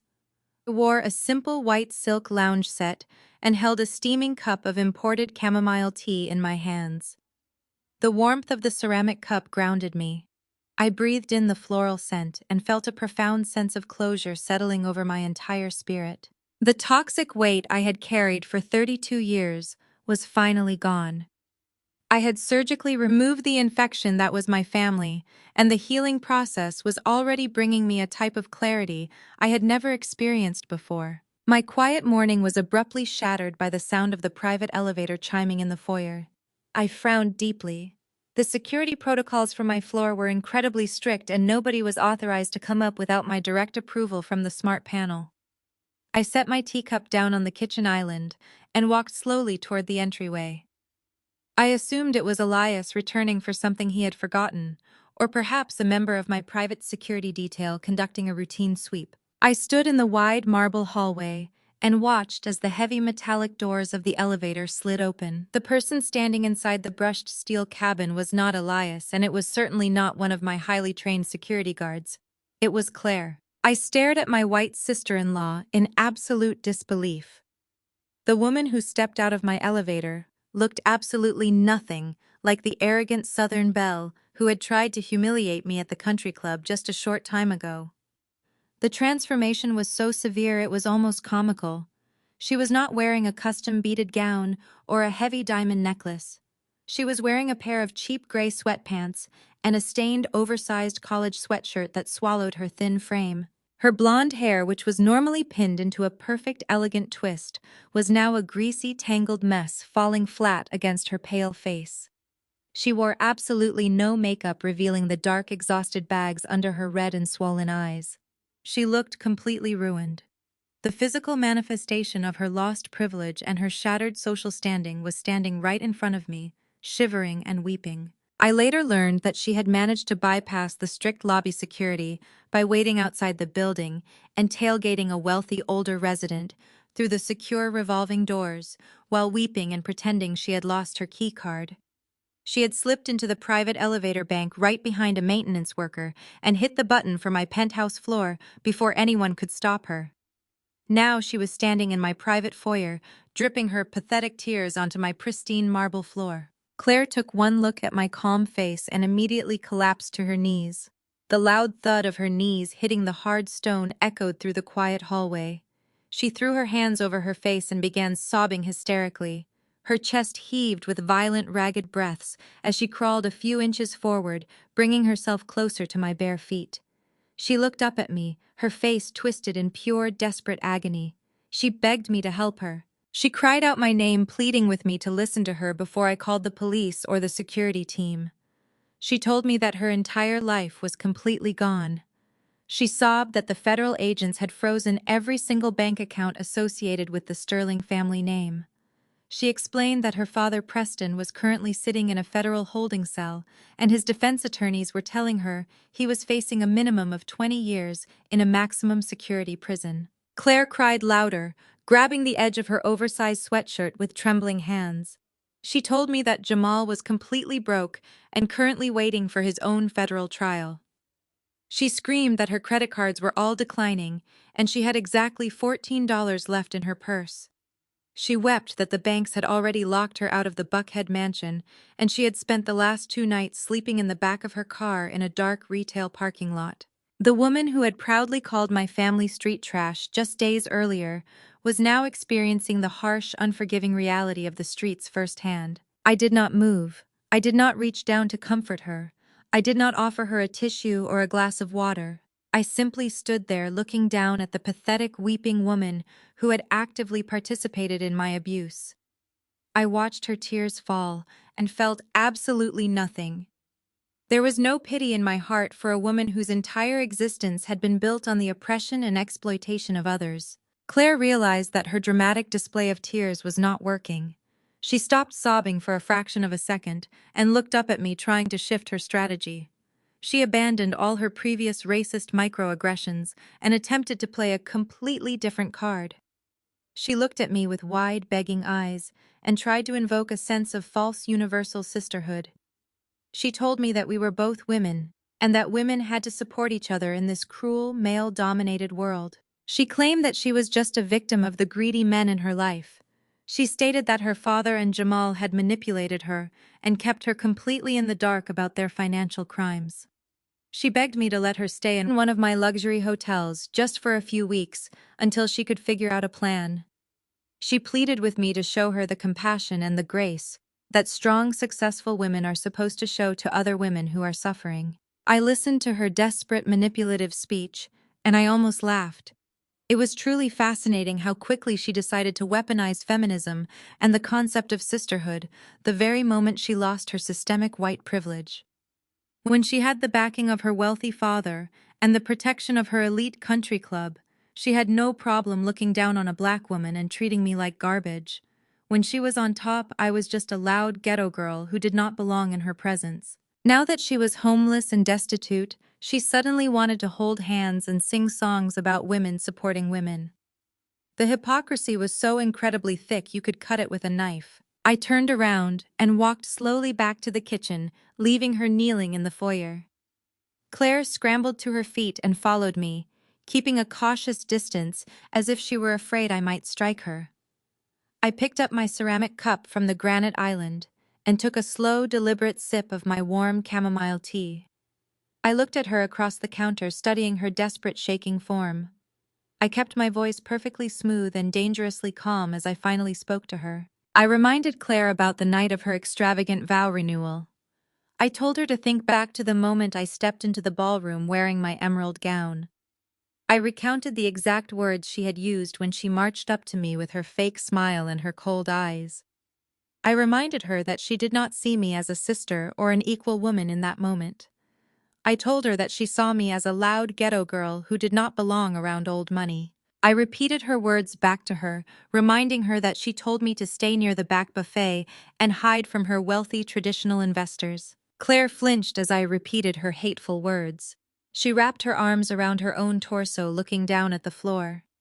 She mumbled a pathetic apology, claiming she was just stressed about the party and did not really mean the things she said. She tried to say she was just intimidated by my presence and reacted poorly out of personal insecurity. I did not let her finish her pathetic excuses.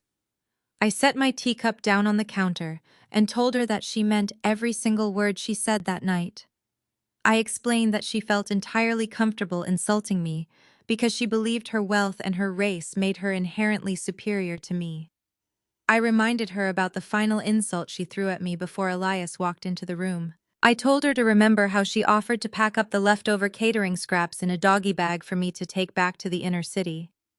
I looked her dead in the eye and told her that she never viewed me as a human being deserving of respect until the exact second she realized I had the power to destroy her. I walked over to the large stainless steel refrigerator and opened the door. I pulled out a simple brown paper bag that I had used to store some leftover pastries from a corporate catering event the day before. I closed the refrigerator and walked back to the kitchen island. I held the wrinkled brown paper bag in my right hand and looked at the woman who had tried to humiliate me in front of the entire Atlanta elite. Claire stared at the paper bag, her blue eyes widening in sudden terrifying comprehension. She realized exactly what I was doing, and the absolute finality of my actions began to set in. She shook her head, stepping backward toward the foyer. She whispered my name, begging me not to do this to her. She cried that she was hungry and scared and had absolutely nowhere else to go. I walked around the kitchen island and stepped directly into her personal space, forcing her to look at the brown paper bag in my hand. I shoved the bag firmly against her chest, making her grab it on pure instinct to stop it from falling to the floor. I looked down at her ruined, weeping face and delivered my final judgment. I told her that here are your scraps. I kept my voice incredibly cold and devoid of any human emotion. I told Claire that the streets are calling and she needed to answer them. Claire's mouth dropped open in absolute shock. She clutched the paper bag of leftover scraps to her chest and let out a loud, wailing sob. She realized that I was not going to save her. I was not going to give her a luxury hotel suite, and I was certainly not going to pretend that we were sisters simply because she was currently experiencing the harsh consequences of her own toxic behavior. She had made her bed with stolen money and racial prejudice, and now she had to sleep in it. I did not wait for her to say another word. I reached into my pocket and pressed the emergency button on my personal security remote. Within 30 seconds, the private elevator doors chimed and slid open. 3 of my largest and most intimidating security guards stepped into the foyer. They immediately saw Claire standing there weeping and clutching a paper bag. They did not ask any questions. They moved forward with swift professional efficiency. 2 of the guards grabbed Claire firmly by her arms, lifting her slightly off the marble floor. Claire shrieked, dropping the paper bag. The leftover pastries spilled out onto the polished stone, making a pathetic mess. She kicked her feet and screamed my name, begging me to give her a second chance. She yelled that I was a monster and a cruel, vindictive woman. She thrashed against the security guards, completely abandoning her fake apologies and returning to her true, hateful nature. The guards ignored her screaming and dragged her backward into the elevator cabin. The third guard quickly bent down and gathered the spilled pastries, tossing them back into the brown paper bag. He threw the bag into the elevator right at Claire's feet, just as the heavy metal doors began to slide shut. The last image I had of my white sister-in-law was her kneeling on the floor of the elevator, screaming in pure, impotent rage as she stared at the literal scraps I had given her. The elevator doors clicked shut, cutting off her screams completely. The penthouse returned to its perfect, immaculate silence. I stood in the foyer for a moment, taking a slow, deep breath of the quiet air. I walked back into the kitchen and picked up my warm cup of chamomile tea. I walked over to the floor-to-ceiling windows and looked out at the sprawling city of Atlanta. I took a sip of my tea, feeling completely satisfied. I had removed every single toxic element from my life, and the absolute purity of my domain was finally completely restored. The air felt lighter, and my empire was perfectly secure. Everything was exactly as it should be. The trash had been permanently taken out. 6 months passed slowly since the dramatic collapse of the Sterling and Davis families on that crowded hotel stage. The federal justice system moved with a ruthless and crushing efficiency, especially when dealing with high-profile financial crimes that openly embarrassed the government. The highly publicized trial became a daily spectacle for the local and national news networks. I watched from the absolute comfort of my penthouse, as the men who had tried to steal my empire were systematically dismantled in a federal courtroom. Jamal was found guilty on multiple counts of severe wire fraud, massive tax evasion, and corporate embezzlement.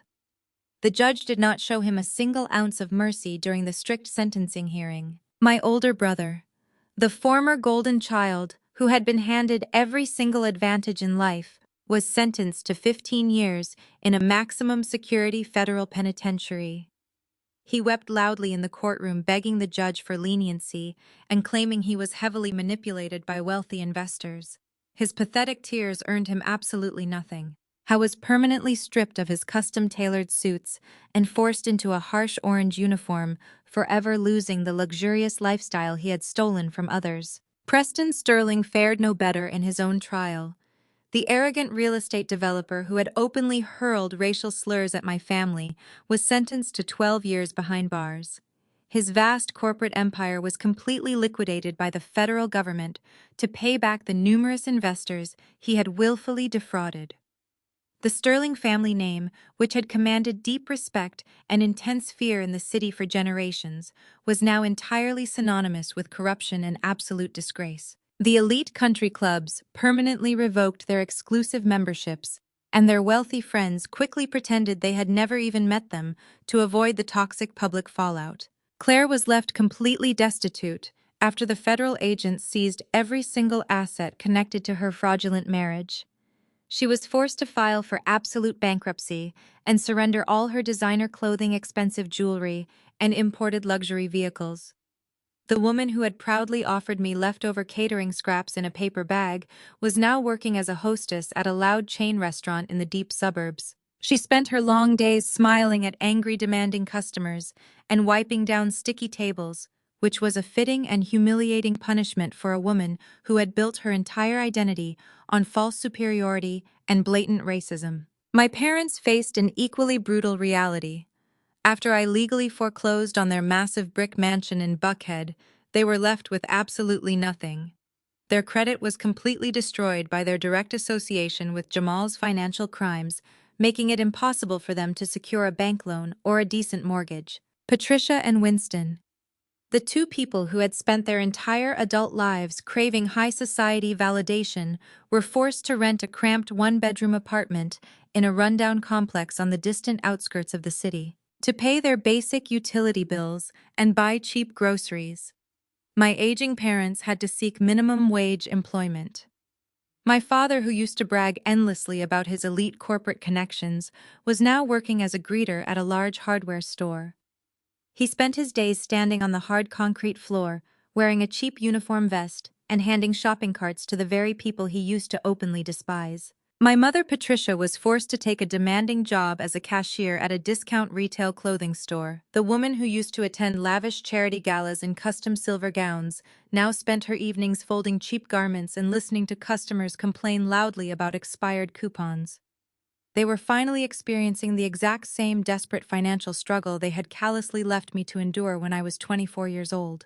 It was a remarkably cold and stormy Tuesday evening in late November. A massive storm front had moved into the city, bringing heavy, freezing rain and fierce winds that whipped aggressively through the dark downtown streets. I was standing inside the warm, brightly lit lobby of the Oasis Prestige corporate headquarters. I had just finished signing the final lucrative contracts for a multi-billion-dollar acquisition that would expand my hotel empire across the entire eastern seaboard. I wore a pristine white wool trench coat over a tailored black dress, looking every bit the untouchable chief executive officer I had worked so incredibly hard to become. Elias stood closely beside me, holding a large black umbrella and speaking quietly with my head of private security. The security team was preparing to escort us out to the waiting town car, parked just beyond the heavy glass doors of the grand lobby. The cold rain lashed violently against the thick glass, creating a loud drumming sound that echoed through the quiet marble foyer. I felt a deep, profound sense of contentment wrapping around me like a warm, heavy blanket. My business was thriving.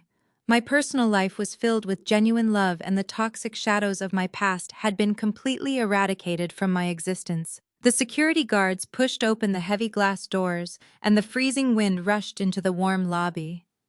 Elias opened the large black umbrella and placed his hand gently on the small of my back, guiding me carefully out into the raging storm. The private driver was already standing by the open rear door of the sleek black vehicle, ready to whisk us away to a quiet celebratory dinner. I stepped out onto the wet concrete, keeping my head down to avoid the stinging heavy rain blowing sideways across the plaza. Suddenly, a dark figure stepped out from behind a large concrete pillar near the edge of the corporate plaza. The security guards immediately stepped forward, reaching inside their tailored jackets to intercept the approaching threat. Elias pulled me firmly against his side, shielding my body with his own. But as the desperate figure stumbled out of the dark shadows and into the bright glowing light of the street lamps, I raised my hand, signaling the guards to stop their advance. It was my father. Winston stood in the pouring rain, completely soaked to the very bone. He was not wearing an expensive designer suit or a silk tie. He wore a cheap, thin windbreaker that offered absolutely no protection against the freezing winter storm. His gray hair was plastered flat to his forehead, and his cheap shoes were completely ruined by the deep, muddy puddles forming on the sidewalk. He looked incredibly old, deeply frail, and entirely pathetic. The arrogant man who had proudly offered me up as a sacrificial lamb to Preston Sterling was completely gone. In his place was a desperate, broken, empty shell of a human being. He staggered forward, his hands shaking violently from the freezing cold. He called out my name, his voice cracking and barely audible over the loud sound of the heavy rain hitting the wet pavement. He took another shaky step forward, and his knees suddenly buckled beneath him. He collapsed heavily onto the hard, wet concrete right in front of my waiting vehicle. The cold, dirty water splashed up, soaking the knees of his cheap retail trousers. He looked up at me with wide, desperate eyes that begged for a sudden mercy he had never once shown me. He cried out loudly, telling me that they were old and struggling just to survive the harsh winter. He wept loudly, claiming that my mother Patricia was very sick and could no longer handle standing on her feet for 8 hours a day at the discount retail store. He sobbed, saying they had absolutely no money for her mounting medical bills, and they were going to be evicted from their tiny apartment by the end of the month. He clasped his shaking hands together, holding them up toward me, in a pathetic, trembling gesture of absolute, total submission. He yelled through the rain, telling me that they had finally learned their harsh lesson. He swore that they realized they made terrible, horrible mistakes, and they were incredibly sorry for everything they had done to me over the past 8 long years. He begged me to find it in my heart to forgive them, and asked for just a small monthly allowance so they could buy decent food and basic medicine. He cried that they did not need a massive brick mansion or luxury cars anymore. He just wanted a little bit of financial help from his highly successful billionaire daughter. Winston looked at me with hot tears streaming down his wet face, mixing seamlessly with the heavy, freezing rain. He shouted his final desperate plea, claiming that we were blood and family was supposed to take care of each other when things got impossibly hard. I stood perfectly still under the large black umbrella, safe and completely dry. I looked down at the weeping, trembling man, kneeling in the freezing puddles at my expensive shoes. I thought deeply about the night he stood in the exclusive country club and ordered me to hand over $100,000 to save his golden child from federal prison.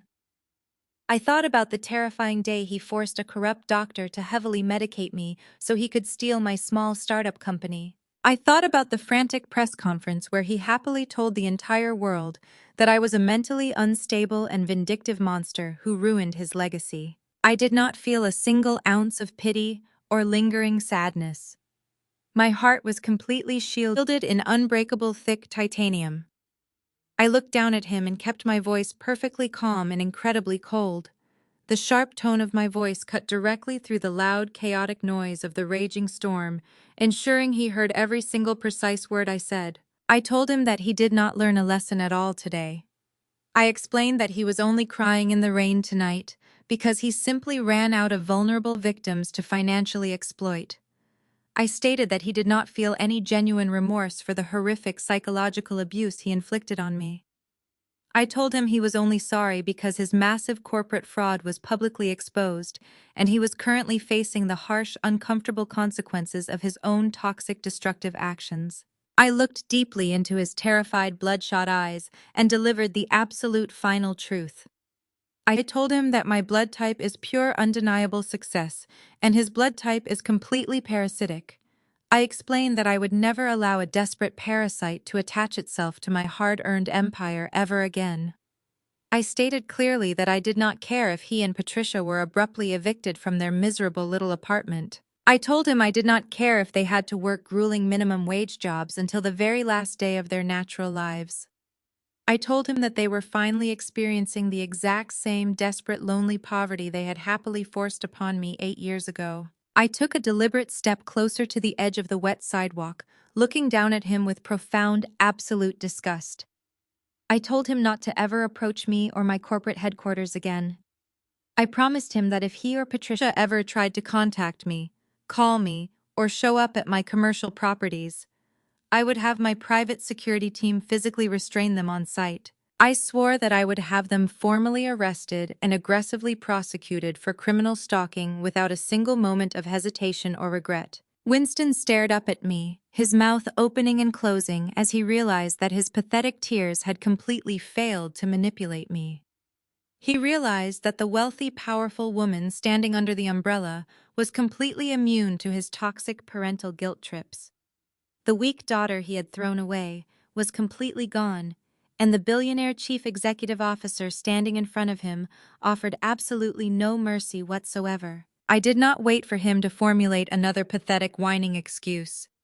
I turned away from him slowly and stepped into the warm, luxurious interior of the waiting town car. Elias climbed in right behind me, shaking the cold rain from his dark tailored suit. He pulled the heavy car door shut with a loud, definitive thud, severing the connection between me and the weeping man on the sidewalk permanently. The private driver immediately engaged the powerful engine, and the sleek black vehicle began to pull away from the curb. I reached over and pressed the silver button on the door panel, causing the dark tinted window to roll up smoothly and silently. Through the thick glass, I watched Winston kneeling alone in the freezing downpour. He threw his hands against his wet face and let out a loud, agonizing scream of pure, absolute despair. His frail body shook violently as the cold storm battered against him, entirely isolated and completely ruined. I leaned back against the plush leather seat and let out a long, peaceful breath. The vehicle merged into the busy Atlanta traffic, carrying me far away from the pathetic ghost of my past. I looked over at Elias, who reached out and gently took my hand in his. His strong, warm grip reminded me of the beautiful, secure future we were building together. The dark storm raged outside the reinforced windows, but inside my world everything was perfectly bright and incredibly safe. The final cord had been permanently severed, and my absolute freedom was finally completely realized. The harsh winter eventually gave way to a brilliant and beautiful spring, bringing with it a profound sense of renewal that I had never truly experienced before in my life. The dark storm that had relentlessly battered my spirit for 32 years was finally gone, leaving behind a clear, endless sky full of absolute possibility. I spent the next year completely focused on nurturing the relationships that actually mattered and expanding the beautiful life I had fought so incredibly hard to protect. My days were no longer consumed by the suffocating anxiety of anticipating my family's next manipulation today. I stopped bracing myself for their inevitable demands and greedy expectations. Instead, my time was filled with genuine joy, profound peace, and the deep satisfaction of knowing I had finally broken the generational curse of toxic exploitation. 6 months after that final confrontation in the freezing rain, Elias and I traveled to the breathtaking island of Santorini to be married. We did not host a massive, extravagant wedding designed to impress wealthy strangers or satisfy greedy relatives. We chose a stunning private villa perched high on the white volcanic cliffs, overlooking the deep blue waters of the beautiful Aegean Sea. The ceremony was intimate and incredibly beautiful, attended only by the people who had consistently shown up for us with pure, authentic love. My lead security guard, who had safely escorted my brother out of my penthouse, stood proudly as one of our groomsmen.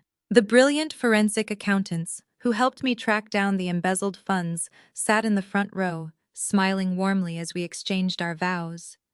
There were no fake tears, no forced family photos, and absolutely no performative speeches about blood obligations. There was only the gentle sound of the ocean breeze and overwhelming loving presence there. As I stood at the altar, holding the hands of the man who had flawlessly helped me orchestrate my absolute freedom, I felt a wave of pure, unadulterated happiness wash over my entire spirit. I wore a simple, elegant white silk gown that caught the golden light of the setting sun perfectly. I looked at Elias and saw a true equal, a partner who loved me fiercely and respected my strength without ever trying to diminish it. We promised to build a future based on absolute honesty, unwavering support, and deep mutual respect for the rest of our long lives. It was the absolute perfect beginning to the rest of my completely liberated life. Returning to Atlanta after our beautiful honeymoon, I threw my renewed energy back into expanding my commercial real estate empire. Oasis Prestige was no longer just a rapidly growing holding company. It was a massive, unstoppable force in the luxury hospitality sector. We officially opened our 50th location that autumn, a sprawling resort in Miami that set a new global standard for sustainable luxury. The acquisition of the Sterling Country Club had proven to be one of my most lucrative and satisfying business decisions so far. We completely rebranded the property, stripping away its racist exclusionary history and transforming it into an inclusive elite venue that celebrated diverse wealth and genuine excellence. The old money elites who had once looked down on me were now practically begging my admissions board for a chance to join the newly renovated establishment. My incredible success could no longer be ignored or diminished by anyone. The business world watched in absolute awe as a self-made black woman dismantled a corrupt corporate legacy and built an empire of her own on its ashes. In December, I was officially featured then. I appeared on the cover of Forbes magazine. The glossy publication named me as one of the most powerful and influential women in commercial real estate. I stood tall and proud on the cover wearing my signature crimson business suit and looking directly into the camera with absolute unwavering confidence. The accompanying article detailed my rigorous business strategies, my aggressive but perfectly legal corporate acquisitions, and my undeniable rise from a struggling startup founder to a billionaire chief executive officer. I kept a framed copy of that magazine cover in my penthouse office right next to the tall glass windows. I did not keep it there to feed my own ego or gloat over my massive financial achievements. I kept it there as a daily reminder of exactly what I was capable of accomplishing when I completely stopped listening to the people who told me I was nothing. I had built a towering fortress of success using the very same bricks my toxic family had thrown at me to try and break my spirit. They had tried to bury me alive, but they did not realize I was a seed that would eventually grow into an entire massive, beautiful forest. On the one-year anniversary of the federal raid that brought down the Sterling and Davis families, I stood alone on the expansive balcony of my Atlanta penthouse. The night air was comfortably warm, and the city skyline glittered brightly below me like a vast ocean of diamonds. I looked out over the sprawling metropolis, feeling a deep, profound connection to the peaceful life I had meticulously constructed. I held a warm cup of chamomile tea in my hands, letting the soothing floral scent calm my mind completely as I looked out at the glowing lights of the beautiful city. People always say that blood is thicker than water. They repeat that phrase constantly, as if it is some kind of magic spell that automatically excuses decades of profound psychological abuse and severe financial exploitation. But they forget that sometimes blood is entirely toxic. It carries deep generational diseases of greed, manipulation, and profound narcissism that can completely kill your spirit if you do not have the courage to cut off the infected limb. For 8 long years, I let my parents and my brother think I was a ghost. I let them write the narrative about my supposed failures. I let them talk about my mental instability. I allowed them to sit in their country clubs and their suburban mansions and tell the world that I was a massive disappointment who ran away because I could not handle the pressure of real success. But while they were talking and lying, I was quietly building. I was working late into the night learning the intricate laws of corporate finance and saving every single dollar I earned. I was patiently laying the foundation for a trap they would eventually walk right into, without even realizing they were completely surrounded by danger. I learned the most valuable lesson of my existence during those 8 years of silence. The best revenge is not yelling. It is not fighting them in the mud.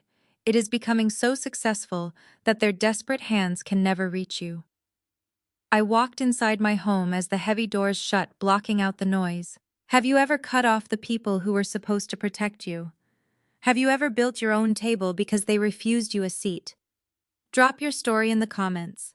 Please like and subscribe for more. Never apologize for protecting your peace.